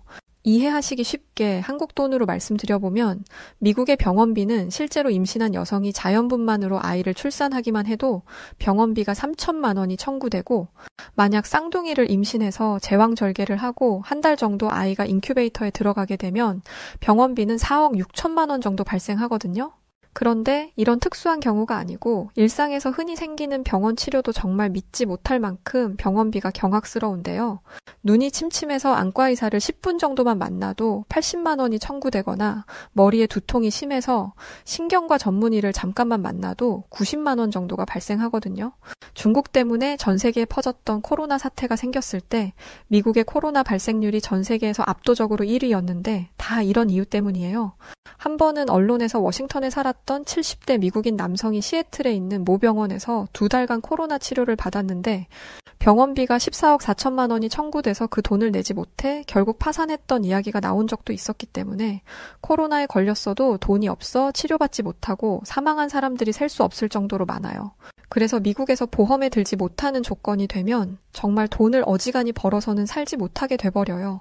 실제로 실업자나 영세한 기업 근로자, 자영업자, 프리랜서, 저소득층 국민들은 병원비에 대한 공포가 극심해서 몸이 아파도 치료받지 않고 그냥 집에서 죽음을 택하는 경우가 비일비재합니다. 직장에서 업무를 마치고 퇴근해 집으로 돌아간 어느 날이었는데요. 집에 도착하고 너무 놀라서 식은땀까지 흘려야 했던 날이 있었어요. 퇴근하고 집으로 들어갔는데 저희 어머니가 거실에 쓰러져 계셨기 때문이었는데요. 평소에 심장이 좋지 못하셨던 어머니는 우리 집안 형편이 좋지 않아서 병원 치료를 받지 않고 심장에 좋은 음식이나 집에서 할 수 있는 요법들로 건강을 관리하고 계셨었어요. 하지만 심장이라는 게 급하게 급하게 나빠질 수 있는 거다 보니까 아무리 집에서 관리를 잘한다고 해도 병원 치료가 꼭 필요할 때가 있잖아요. 그런데 제가 출근해서 일하는 사이에 어머니가 심장에 통증을 느끼시고는 결국 쓰러지시고 말았던 거예요. 당시에는 너무 다급하고 위급했던 상황이라 구급차를 불러 병원으로 이송했었는데요. 다행히도 어머니는 구급차 안에서 구급대원들의 조치로 정신이 깨어나셨지만 계속 심장이 아프시다면서 통증을 호소하고 계셨었어요. 전 어떻게 해야 할지 몰라서 엄마의 손을 잡고 그저 괜찮을 거라고 어머니에게 계속 말을 걸었어요. 그렇게 도착했던 병원 응급실은 미국에 사악한 병원비 때문에 미국에 살면서도 병원을 한 번도 가본 적이 없었는데 응급실이 뭐가 이렇게도 천하태평인지 TV에서 보던 병원의 모습과는 사뭇 달랐습니다. 응급차를 타고 환자가 왔는데도 느긋하고 시큰둥한 표정을 하면서 저희를 대했고 응급실 병원 침대에 어머니는 눕혀졌지만 그 이후로는 오랜 시간 동안 병원 의사는 고사하고 간호사들도 보기 어려웠는데요. 응급실이 원래 엄청 분주하고 환자들도 많고 정신없이 돌아가는 곳이라고 생각했는데 웬일인지 응급실에 있던 그 많은 병원 침대에는 저의 어머니와 몇몇 분들이 다였어요. 얼마나 시간이 흘렀을까요? 병원 의사로 보이는 분이 오셔서는 저희 어머니의 상태를 이리저리 체크하시더니 MRI를 찍자고 했었는데요. 어머니가 MRI를 찍으러 들어간 사이 저는 병원 대기실에 앉아 혹시라도 어머니가 잘못되기라도 할까봐 노심초사하며 기다리고 있었습니다. 얼마 뒤 어머니는 MRI를 찍고 다시 응급실 침대로 돌아오셨는데요. 제가 상기된 표정으로 어머니에게 다가가자 어머니는 병원에 온 뒤로 심장의 통증이 조금은 줄어들으셨는지 제 손을 잡고는 이젠 괜찮다면서 저를 안심시켜 주시더라고요. 엄마 괜찮아? 놀랬잖아. 그렇게 한 10분 정도 흘렀을 무렵에 병원 간호사분이 저희에게 다가와서 보호자인 저에게 이쪽으로 따라오라고 하더라고요. 간호사를 따라간 곳에는 담당 병원 의사분이 있었는데요. 어머니의 MRI 사진 찍은 걸 이리저리 보여주시면서 저에게 이렇게 이야기하더라고요. 어머니의 심장으로 이어지는 관상동맥이라고 부르는 세 가닥의 혈관을 통해서 산소와 영양분을 공급받으며 사람이 사는 동안 혈액을 전신으로 펌프질하게 되는데 이게 굉장히 중요한 기관이라고 하더라고요. 그리고는 어머니는 지금 관상동맥 쪽에 이상이 생겼기 때문에 심장 근육이 큰 영향이 온 거라고 했었는데요. 관상동맥 안을 흐르던 혈액 안의 혈소판이 활성화되면서 급성으로 혈전이라는 게 잘 생기게 되는데 이렇게 어머니 혈관에서 생긴 혈전들이 혈관의 70% 이상 막고 있어서 심장 근육의 일부가 괴사되었다면서 다른 혈관들도 많이 좁아진 상태이기 때문에 심장 스텐트 시술을 권하더라고요. 보통은 약물로도 치료가 가능한 경우도 있지만 지금 어머니의 상태로는 약물로는 치료가 어려울 수 있다고 했었는데요. 하지만 저는 의사분의 이런 말을 듣고 선뜻 그렇겠다고 답하지 못했었어요. 왜냐하면 믿지 못할 만큼 사악했던 병원비 때문이었죠. 어머니가 당장 잘못될 수 있는 상황인데도 스텐트 시술을 받겠다는 말을 당당히 하지 못했던 제 스스로가 굉장히 원망스러웠었어요. 결국 저는 어마어마한 시술비 때문에 시술을 포기하고 혈관 확장제를 통한 약물 치료를 결정하게 되었는데요. 사랑하는 어머니의 병을 치료해야 하는데 돈이 없어. 그렇게 하지 못하는 자식 입장이 되니 정말 너무 서글펐습니다. 그래도 현실은 현실이었어요. 제가 성인이 되고 그동안 통장에 한 푼, 두 푼 모아놨던 37,000달러를 병원비로 내야 했었기 때문이에요. 한국 돈으로 한 5천만 원 정도 되는 돈이었는데 저에게는 전 재산이기도 했었어요. 단 하루 MRI 찍고 응급실에 입원해 약물 치료를 받은 건데 몇 년간 모았던 돈이 하루 아침에 사라져버리게 되니 진짜 미국의 병원비는 정말 최악 중에 최악이라는 생각이 들더라고요. 저 많은 돈을 받아서 누구의 호주머니로 다 들어가는 건지 정말 미국인이라는 게 원망스러울 정도였습니다. 집으로 돌아온 뒤에 이후 몇 달 동안은 큰 문제 없이 잘 지내고 있었는데요. 어머니와 휴일에 집에서 식사를 하는데 갑자기 식탁에서 일어나셔서는 화장실로 뛰어 들어가시더라고요. 갑자기 속이 안 좋으신 건가 싶어서 어머니를 뒤따라 화장실로 갔는데 어머니 화장실 문을 잠그셔서 저는 어머니를 향해 괜찮으시냐면서 문을 두들겼는데요. 정말 안 좋은 목소리로 어머니는 신음하시며 괜찮다고 얼른 가서 밥을 먹으라고 하더라고요. 저는 어머니에게 알겠으니까 문 좀 열어보라며 계속 두들겼는데요. 얼마 뒤 화장실에서 나오신 어머니는 이젠 괜찮다면서 걱정하지 말라고 하시는 거예요. 저는 뭔가 잘못되고 있다는 걸 직감적으로 느끼게 되었었는데요.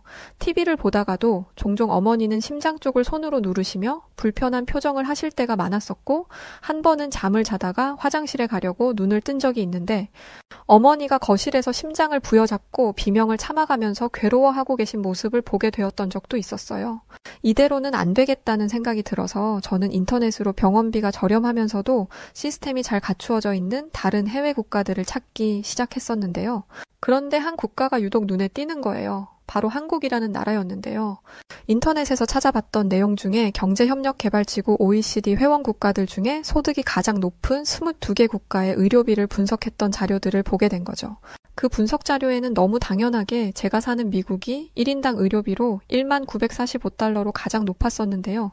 한국 돈으로는 1,400만 원에 해당하는 금액이었어요. OECD 회원 국가들 중에 1인당 의료비가 가장 낮았던 나라는 바로 한국이었고요.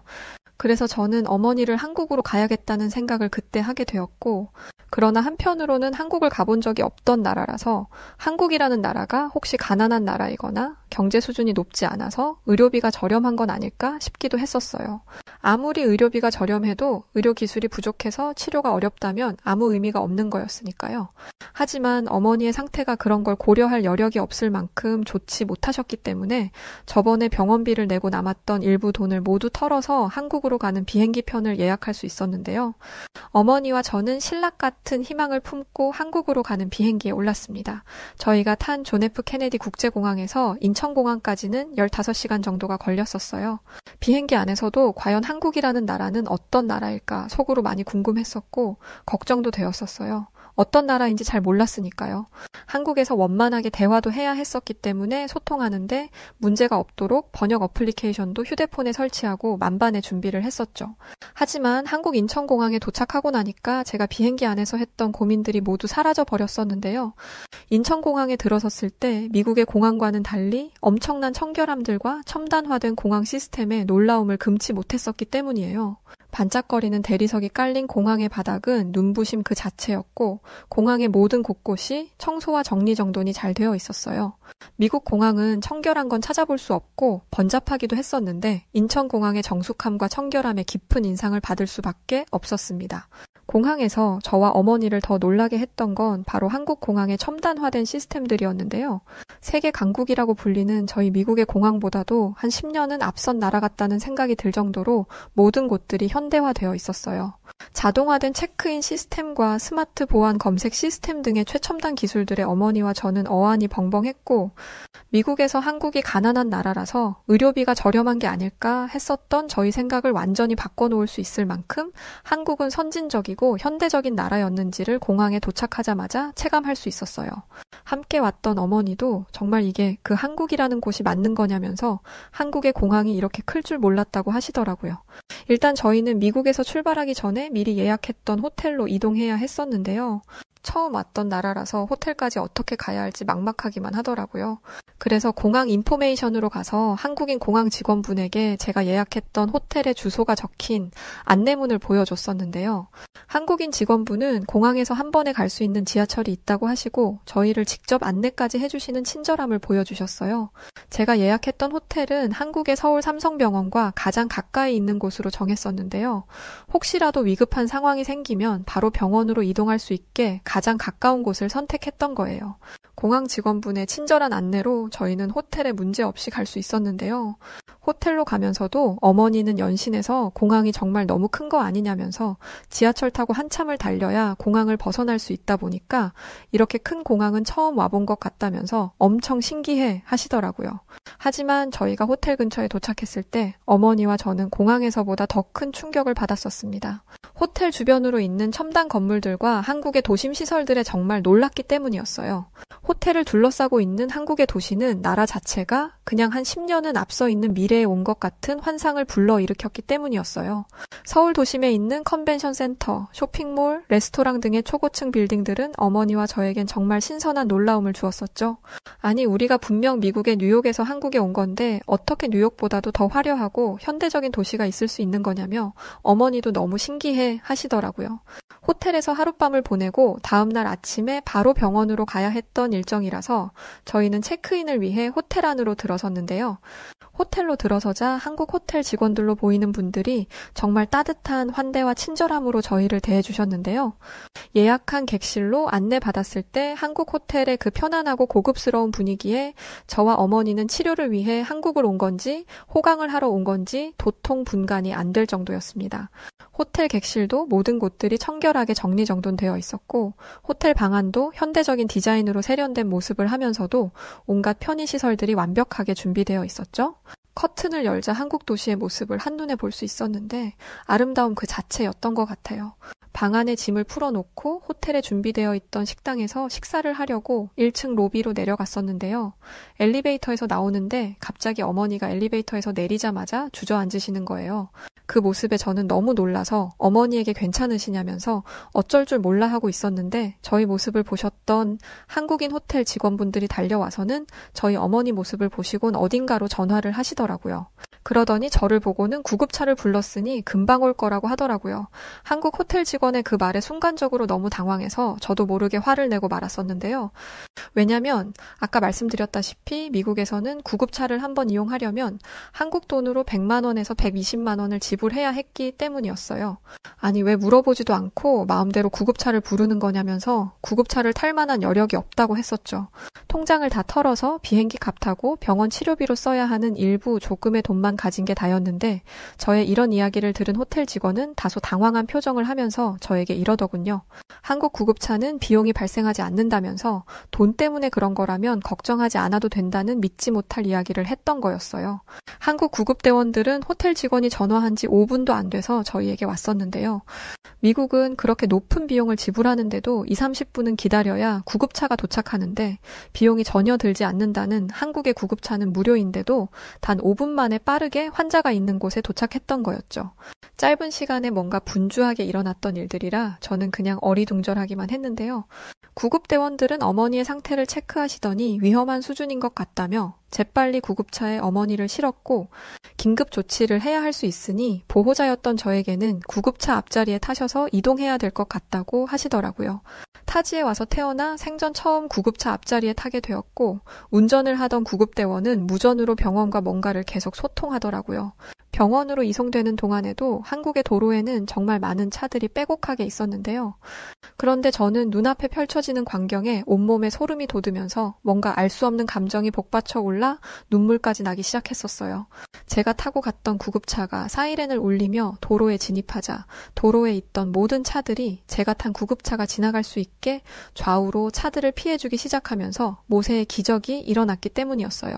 정말 태어나 이런 광경을 처음 봤던 터여서 그 모습이 어찌나 신기하면서 대단했는지 모르겠더라고요. 미국은 구급차가 사이렌을 켜고 급하게 지나가도 비켜주지 않는 차들이 비일비재하거든요.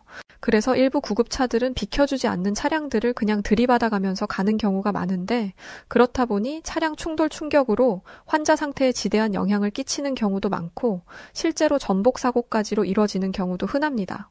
한국이라는 나라를 잘 몰랐었는데 한국에 도착하고 공항에서부터 호텔 그리고 구급차에서의 이런 모습까지 제가 경험했던 한국은 정말 진정한 선진국에서도 가장 우수한 의식을 가진 나라라는 확신이 들었어요. 도착한 한국의 응급실은 TV에서 봤던 모습 그대로가 연출되고 있었는데요. 저희 차량이 도착하자 대기하고 있는 의사와 간호사들이 한 번에 뛰어나와 저희 어머니 상태를 체크하면서 응급실로 빠르게 이동시켰어요. 미국에서는 구급차가 도착해도 구급대원들이 환자를 차량에서 빼서 병원 안에까지 데리고 가야지만 그때 시큰둥한 표정으로 환자에게 다가왔었는데 한국은 일사불란하게 환자를 한마음으로 대했고 환자를 대하는 의사들의 수준 자체가 달라 보였어요. 한국 의사분은 저희 어머니 상태를 빠르게 진단하시더니 긴급으로 심장 스텐트 시술이 들어가야 할 것 같다면서 보호자분은 보호자 대기실에서 조금 기다려달라고 했었는데요. 그 말에 일단은 알았다며 대답은 했는데 시술 비용이 얼마나 나올지 몰라서 초조하기도 했었어요. 제가 미국에서 한국에 올 때 통장도 모두 털어내고 주변 지인들에게도 일부 빌려서 겨우 500만 원 정도를 가지고 왔었는데 미국에서 500만 원으로는 턱없이 부족한 금액이었기 때문에 괜히 긴장이 되더라고요. 저희 어머니는 한국 의사분들과 간호사분들의 긴급한 대응으로 지체 없이 시술실로 들어가게 되었었고, 어머니가 시술실에 들어갔을 때 응급실에 있었던 한 의사분에게 다가가 심장 스텐트 시술 비용이 얼마나 나오는지 조심스럽게 물어봤었는데요. 제 이야기를 들었던 의사분은 저를 의자에 앉히더니 굉장히 친절하게 설명을 해주시더라고요. 스텐트 시술은 평균 100만 원에서 200만 원 정도 나올 수 있는데 상황에 따라서 조금씩 다를 수 있다고 해주었고, 시술 이후에 하루 이틀 회복 시간을 거치면 퇴원이 가능할 거라고 하시더라고요. 그리고는 한국 의사분은 미안한 표정을 지으시면서 시술 비용이 많이 비싸서 걱정되시죠? 라고 묻는 게 아니겠어요?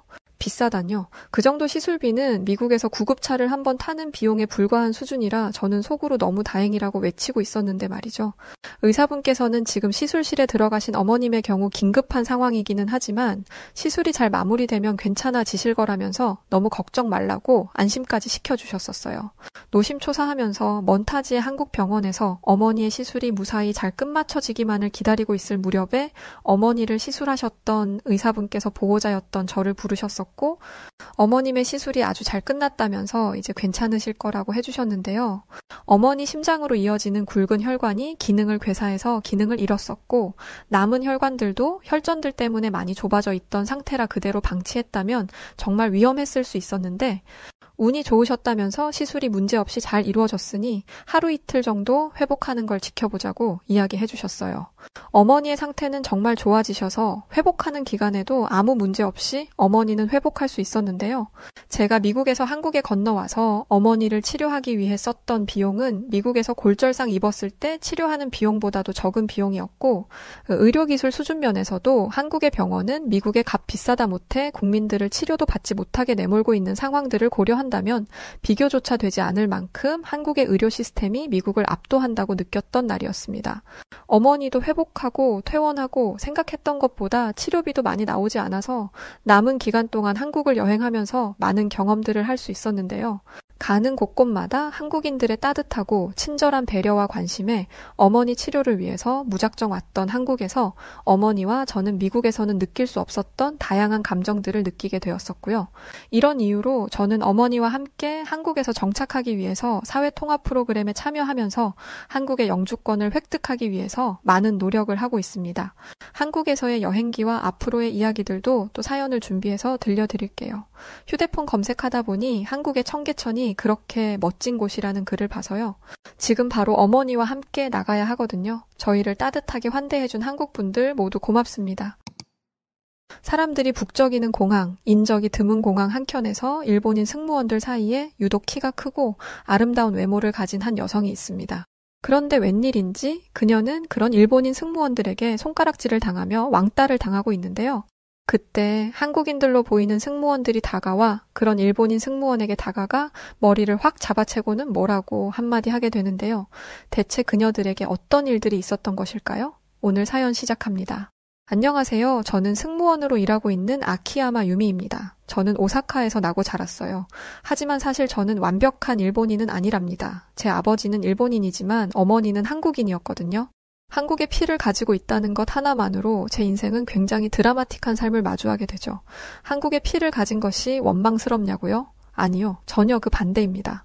한국이라는 피를 가지고 있음을 감사했죠. 사실 지난 역사에 대한 과거는 잘 몰랐습니다. 하지만 어머니가 이따금씩 지난 한국과 일본의 역사에 대해서 저에게 종종 말씀해 주시곤 했었죠. 한국은 굉장한 국가였지만 슬픈 과거를 가진 나라였습니다. 그래서인지 어머니를 비롯한 제 외가 식구들은 평생을 일본에 살았지만 자신들이 한국인이라는 사실을 잊지 않고 지냈어요. 밖에서 친구를 만나거나 일을 할 때는 일본말을 써도 집에 와서는 가족들과 한국말로 대화를 했고 한국 음식을 만들어 먹으려 노력하셨죠. 한국인으로서의 정체성을 잊지 않으려는 노력은 저를 키우면서도 계속되었어요.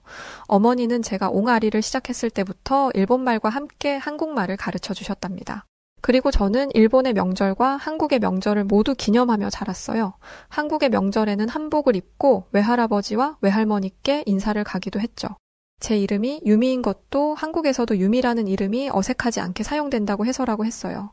어머니와 아버지는 제 이름을 그렇게 지으면서 제가 한국과 일본을 자유롭게 오가며 두 나라를 이어주는 다리와 같은 사람이 되기를 바라셨다고 했죠. 그런 부모님의 바람과 가르침 때문이었을까요? 언제부터인가 저는 비행기 승무원이 되는 것을 꿈꾸게 되었답니다. 비행기를 타고 여러 나라를 여행하며 다양한 사람들을 만나고 새로운 경험들을 하고 싶었거든요. 제가 혼혈이기 때문인지 저는 외국인을 만나는 것에도 부담이 없었고 외국어를 배우는 것에도 자신이 있었어요. 물론 승무원이 되려면 힘들고 까다로운 과정들을 거쳐야 했지만 그럴 때마다 제 어머니가 많은 도움을 주셨답니다. 먼저 승무원이 되려면 외국어를 능숙하게 하는 것이 기본이었는데 우선 저는 한국인 어머니 덕에 한국어를 자유자재로 구사할 수 있었으니 이미 플러스 점수를 받고 시작하는 거였죠. 하지만 영어는 달랐어요. 영어는 일본어와도 한국어와도 문장의 순서와 구조가 달라서 배우기 참 어렵더라고요.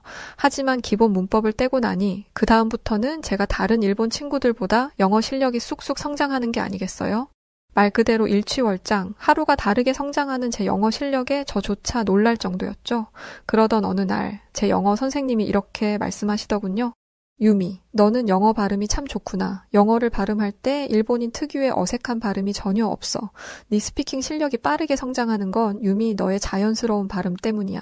그 순간 저는 제가 왜 영어를 잘 하게 되었는지 깨닫게 되었어요. 그건 바로 제가 어렸을 때부터 한국어를 배웠기 때문이었죠. 일본어에는 받침이 없어서 소리를 내는데 한계가 있는 반면에 한국어는 이 세상에 존재하는 거의 모든 소리를 표현해낼 수 있는 언어니까요. 저는 제게 한국어를 가르쳐 주신 제 어머니께 다시 한번 감사함을 느꼈죠. 뿐만 아니라 저에게 한국인 피를 주셨다는 사실에도 감사했습니다. 물론 한국의 피를 가진 혼혈이라는 정체성은 일본에서 녹록지는 않았습니다. 어린 시절부터 평범한 일본인들에 비해 키도 월등하게 컸고 학교를 다닐 때도 항상 반에서 1등을 놓친 적이 없다 보니 늘 시기 질투의 대상이 되기도 했었죠. 어릴 땐 그래서 한국 피를 가진 것이 원망스러울 때도 있었어요. 하지만 나이를 먹어가며 점점 성인이 되어가면서 이 한국인들의 피를 가진 것이 저에게 엄청난 행운이라는 것을 적어도 일본이라는 국가 안에서 체감하고 느낄 수 있었습니다. 이걸 고스란히 체감할 수 있었던 것이 바로 승무원을 준비하면서죠. 승무원은 언어 말고도 중요한 것들이 많았는데요. 승무원에게 친절한 서비스 정신도 매우 중요한 항목 중에 하나입니다. 저는 이 친절함이라는 덕목을 다룰 때 늘 제 외가 식구들을 떠올렸어요. 뭘 잘 모르는 사람들은 일본인들이 세계에서 제일 친절하다고 하지만 사실 일본인들은 친절함이라는 가면을 잘 쓸 뿐 내면은 그렇지 않은 경우가 많아요. 그래서 일본인을 아주 잘 아는 사람들은 이렇게도 말하죠. 앞에서는 웃는 얼굴을 보여주어도 등 뒤에서는 흉기를 숨기고 있을지도 모르는 민족이라고요. 그도 그럴 게 제가 어릴 때 이런 경험을 한 적이 있어요.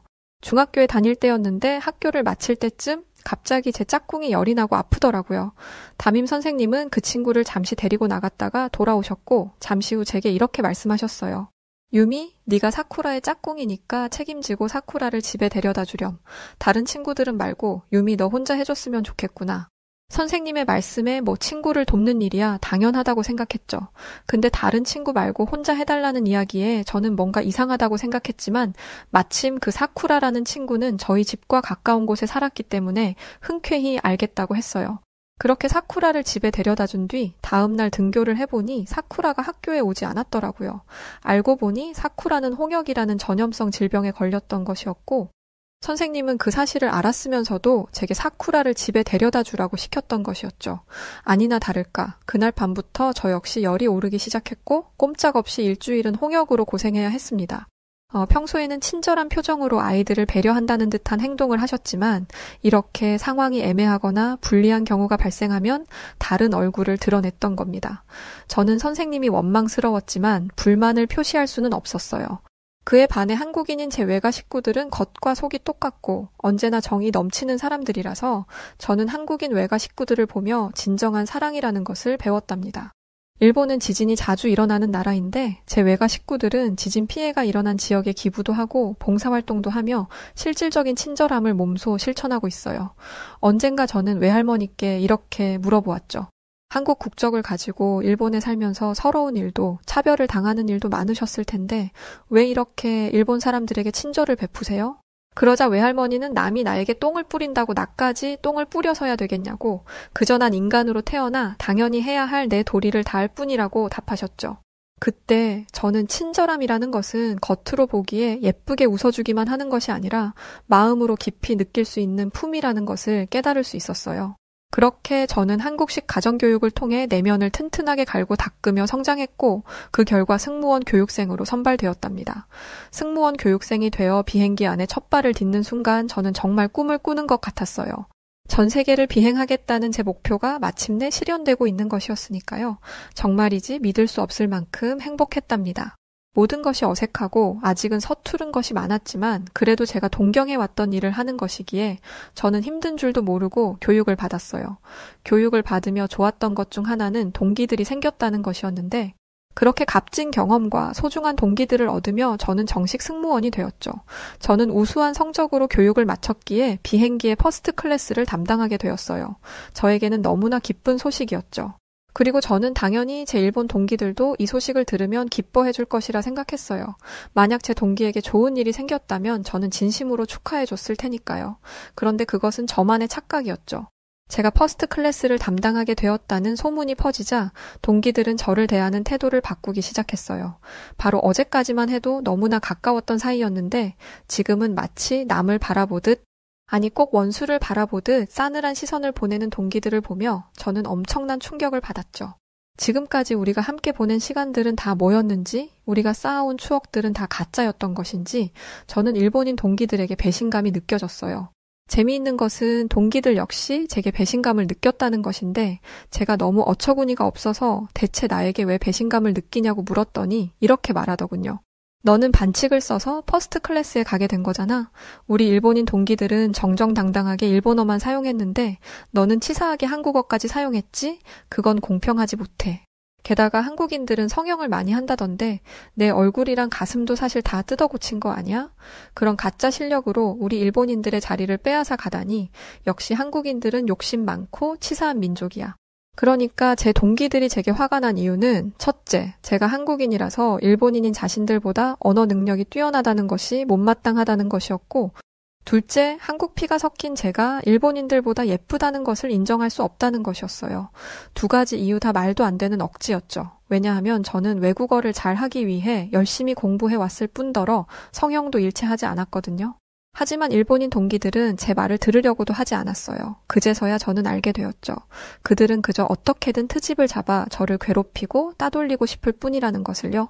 그날 이후 제 일본인 동기들은 저를 따돌리기 시작했어요. 저만 빼고 단체 대화방을 만들어서 저를 욕하는 일은 기본이었고 중요한 공지를 저에게만 전해주지 않기도 했어요.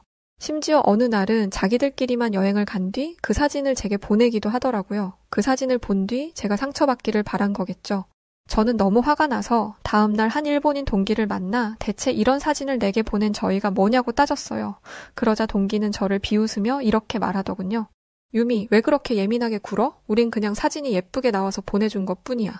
그렇게 화를 낸 저만 바보가 되었고 그렇게 괴로워하는 저를 보며 일본인 동기들은 즐거워했어요. 시간이 갈수록 상황은 점점 악화되어 갔죠. 동기들은 삼삼오오 모여 떠들다가도 저만 다가가면 갑자기 입을 다물거나 제 눈치를 보며 자기들끼리 뭐라 귓속말을 했어요. 그러면 저는 그 싸해진 분위기 속에서 피가 마르는 기분을 느껴야 했죠. 그런 일이 매일같이 반복되었어요. 그런데 이런 일이 생기면 중재를 해줘야 할 선배들이 오히려 왕따에 동조하기 시작하더군요. 제 뒷담화를 하는 것이 무슨 재미있는 놀이라도 되는 듯 일본인 승무원 선배들 역시 저를 따돌리고 괴롭히기 시작했어요.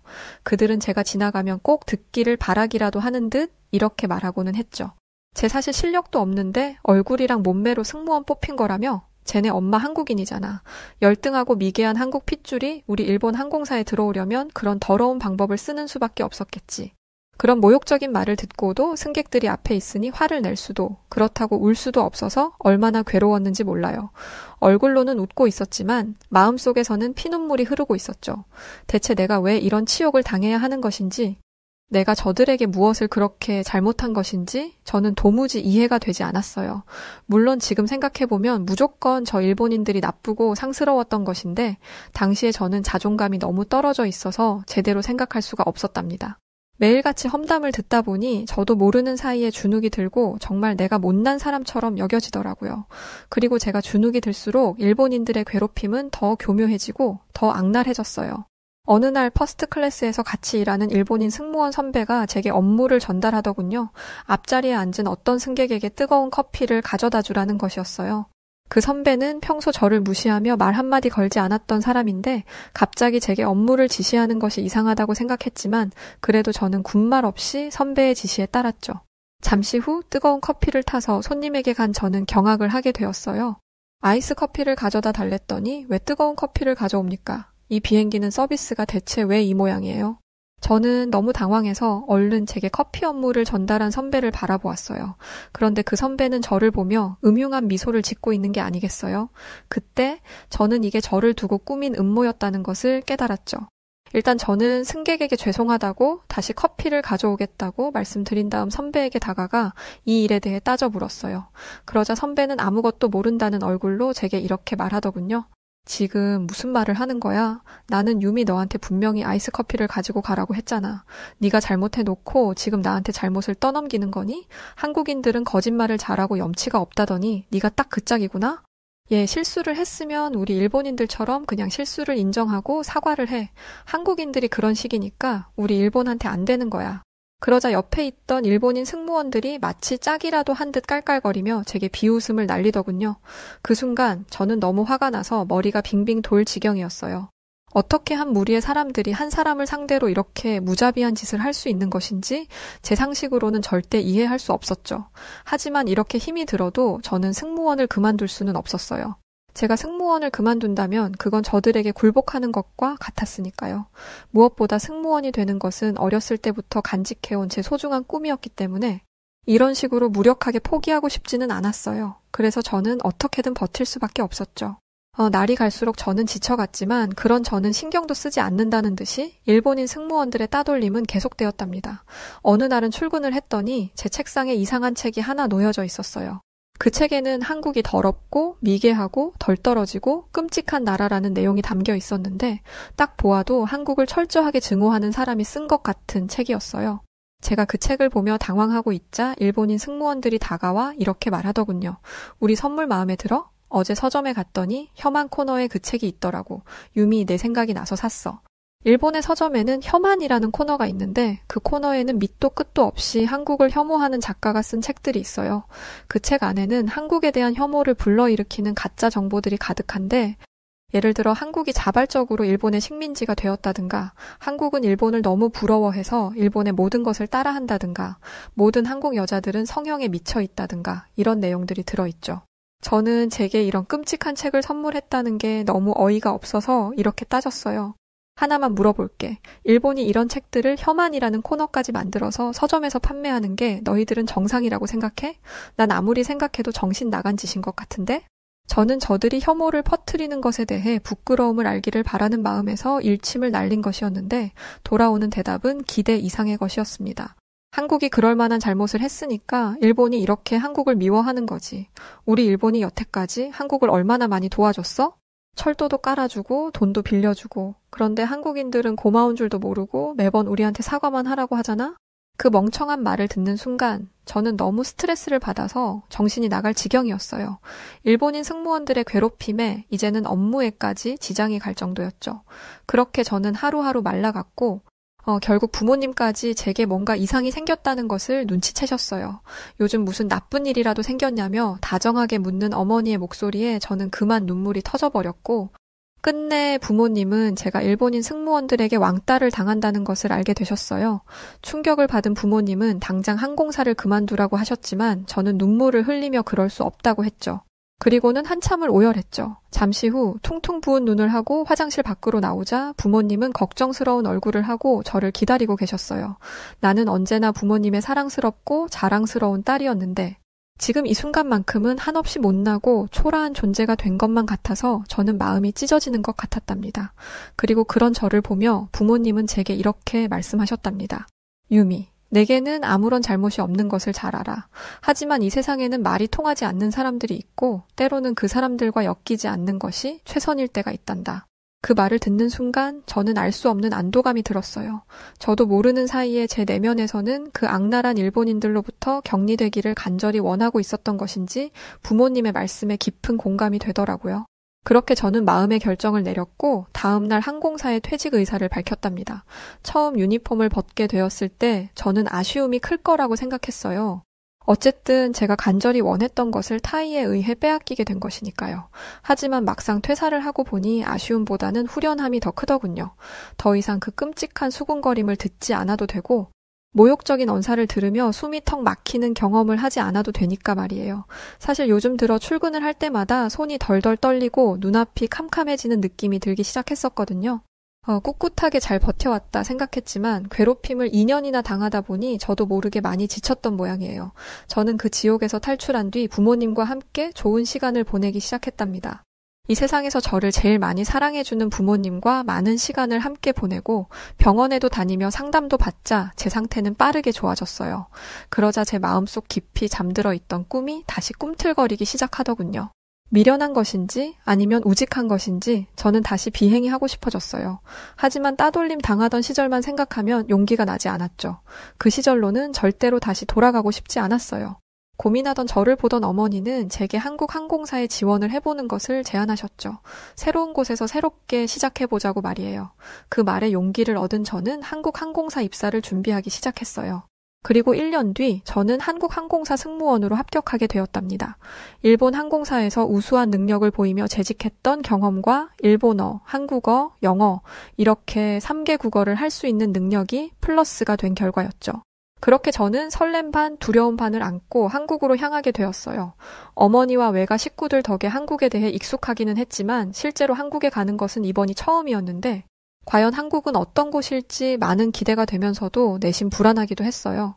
일본인들에게 왕따를 당했던 기억이 저를 소심하게 만들었기 때문이죠. 그런데 한국 항공사에서 일하기 시작한 순간부터 제 인생은 180도 달라지기 시작했답니다. 우선 한국 공항은 그 규모부터 시설까지 일본 공항과 비교가 되지 않을 정도더군요. 병원, 호텔, 세탁소, 은행, 카페, 식당, 럭셔리한 명품점들까지 인천공항에는 그야말로 없는 게 없었어요. 게다가 공항 전체에 깔린 어마어마하게 빠른 무선 인터넷과 공항을 이용하는 승객들이 최단 거리로 최선의 방향으로 이동할 수 있도록 해주는 최첨단 이동시설들은 압도적인 느낌을 주기까지 했어요. 일본은 아직까지 아날로그적인 시설들이 많아서 기계를 이용하기보다는 사람이 손으로 작업을 하는 경우가 대부분이거든요. 그래서 작업 속도가 현저하게 느리죠. 반면에 한국은 모든 것이 디지털화되어 있어서 속도 면에서 일본이 따라갈 수가 없었어요. 일본에서는 한 달이 걸릴 일이 한국에서는 고작 5분 만에 해결이 될 정도였으니까요. 또한 일본 공항에서는 제가 퍼스트 클래스에서 일할 수 있을 만큼 우수한 능력의 승무원이었는데 한국 공항의 승무원들은 거의 모든 승무원들이 제 능력을 뛰어넘을 만큼 우수하더군요. 저는 제가 이렇게 현대적인 환경에서 일하게 되었다는 것에 굉장한 자부심을 느낄 수 있었죠. 무엇보다 좋았던 것은 한국 항공사의 승무원들이 일본의 승무원들과 성격이 아주 다르다는 것이었답니다.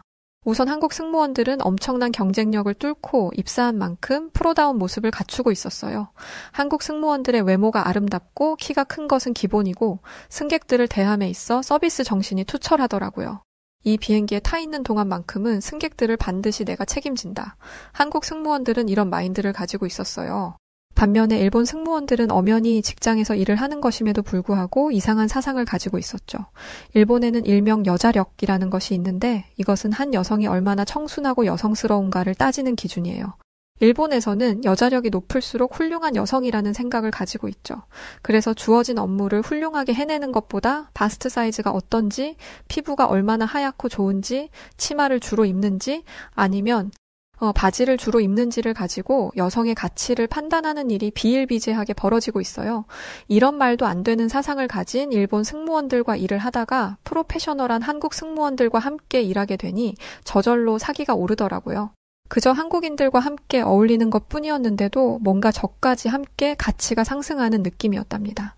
또 한국 승무원 동기들은 제가 일본 출신이라고 무시하거나 따돌리지도 않았어요. 오히려 한국에 처음 온 제게 서울 구경을 시켜주었죠. 한국 동기들이 저를 데리고 간 곳은 을지로라는 곳이었어요. 이곳이 요즘 유명한 먹자골목이라기에 저는 한껏 기대가 되었죠. 어렸을 때부터 어머니가 한국 음식을 많이 해주셨기 때문에 저는 한국의 매운 음식을 먹는 것도 자신 있었어요. 그렇게 큰 소리를 땅땅 치며 을지로에 도착했는데 저는 생전 처음 보는 음식을 마주하고 기절할 정도로 놀랐답니다. 새빨간 그 음식은 한눈에 보기에도 전혀 조리가 된 것 같아 보이지 않았어요. 게다가 그 위에 올려진 계란 노른자 역시 조리가 되지 않은 것이었죠. 제가 대체 저게 뭐냐고 묻자 동기들은 이 음식의 이름은 육회라고 알려주었어요. 저는 생선회는 많이 먹어보았지만 육회는 처음 먹어보는 것이어서 거부감이 들었어요. 게다가 육회는 너무 빨갛고 날 것이고 뭔가 너무 징그럽게 생겨서 선뜻 손이 가지 않더라고요. 하지만 한국 동기들은 겉으로 보고 판단하지 말고 일단 먹어보라며 제게 육회를 자꾸 권했어요. 할 수 없이 저는 눈 딱 감고 육회를 아주 조금 집어서 입에 넣었죠. 그런데 그 순간 고소한 맛과 함께 육회가 사르르 녹아서 없어지는 게 아니겠어요? 충격적인 맛에 제가 눈을 커다랗게 뜨자 한국 동기들은 그것 보라며 웃더라고요. 그러면서 이번에는 김에 싸서 육회 전용 흑임자 소스에 찍어 먹어보라고 제게 가르쳐 주었어요. 그렇게 먹으니 또 다른 환상적인 맛이 나더군요. 육회의 매력에 흠뻑 빠진 저는 정신없이 젓가락을 움직여 육회를 먹었고 어느새 한 접시가 싹 사라져 버렸답니다. 이어서 저는 동기들과 막걸리와 파전을 먹으러 갔어요. 고소하고 짭조름한 육회에 이어 달큰하고 바삭한 막걸리와 파전을 먹으니 천국이 따로 없더라고요. 저는 신이 나서 이런 음식이라면 하루에 10끼도 먹을 수 있겠다고 했고 그런 저를 보며 한국 동기들은 앞으로 더 많이 놀러 다니자고 해주었어요. 그 순간 저는 일본에서 괴롭힘을 당했던 일이 눈 녹듯이 사라지는 듯한 느낌이 들었답니다. 사실 나 일본 항공사에서 일할 때 한국 혼혈이라는 이유로 왕따를 당했었거든. 그런데 한국에 와서 이렇게 좋은 친구들이 생겨서 너무 기뻐. 저는 지난 제 아픔을 한국 승무원 동기들에게 털어놓았고 동기들은 묵묵히 제 이야기를 들어주며 저를 위로해 주었어요. 저는 이렇게 따뜻한 마음을 가진 동기들이 생겼다는 사실만으로도 너무 행복하고 좋았답니다. 그렇게 다정한 한국 동기들과 함께 즐거운 한국 생활을 하던 어느 날이었어요. 제게 갑작스러운 불행이 닥쳐왔답니다. 그날은 뉴욕행 비행을 하러 가는 날이었는데 공항에 도착하자마자 구두 굽이 똑하고 부러지더라고요. 마치 불길한 일을 예고하기라도 하는 것처럼 말이죠. 일단 구두를 수습한 뒤 발을 절뚝거리며 한창 바쁘게 걸어가고 있는데 누군가 저를 부르는 목소리가 들려왔어요. 그 끔찍한 목소리는 잊고 싶어도 잊을 수 없는 것이었죠. 뒤를 돌아보자 그토록 저를 괴롭혔던 그 일본 동기들이 서 있었어요. 그 순간 저는 피가 차갑게 식는 기분이 들었죠. 오랜만이다 유미. 너 한국에서 다시 승무원을 하고 있다는 소식 듣고 우리가 응원하러 왔어. 우리는 친구니까. 고맙지? 악랄하게도 일본 승무원 동기들은 저를 괴롭히기 위해 한국까지 쫓아왔던 것이었어요. 저는 그들의 악랄함과 끔찍함에 손이 바들바들 떨려왔죠. 대체 나에게 무슨 억하심정이 있길래 여기까지 쫓아와서 저러는 건지 이해도 되지 않았고 저들이 나와 같은 사람이면서 이런 식으로 다른 사람을 괴롭히는 것에 재미를 느낀다는 것도 끔찍하게 여겨졌어요. 하지만 그들을 경멸하는 마음과 달리 제 몸은 불안함과 초조함에 떨려오더군요. 마치 맹수를 만난 토끼처럼 저는 식은땀이 나고 몸이 움츠러들었어요. 분하지만 저들 앞에 서면 저는 초라한 왕따에 불과했어요. 여기 어디 가까운 카페라도 들어가서 얘기나 할까? 우리가 여기까지 와줬으니까 커피는 유미 네가 사. 일본 승무원 동기들은 얼어붙은 저를 끌고 가다시피 하며 공항의 카페로 이끌었어요. 뻔뻔하게도 저에게 커피를 사라면서 말이죠. 저는 바보같이 그 무리에 섞여 걸어가며 식은땀만 흘리고 있었죠. 그러자 일본 동기들은 제게 빨리빨리 걸으라며 핀잔을 늘어놓았어요. 그렇게 으슥한 곳으로 끌려가던 순간 누군가 제 앞을 막아서더군요. 고개를 들어보니 한국 승무원 동기들이 아주 무서운 표정을 지은 채 일본 승무원들을 노려보고 있었어요.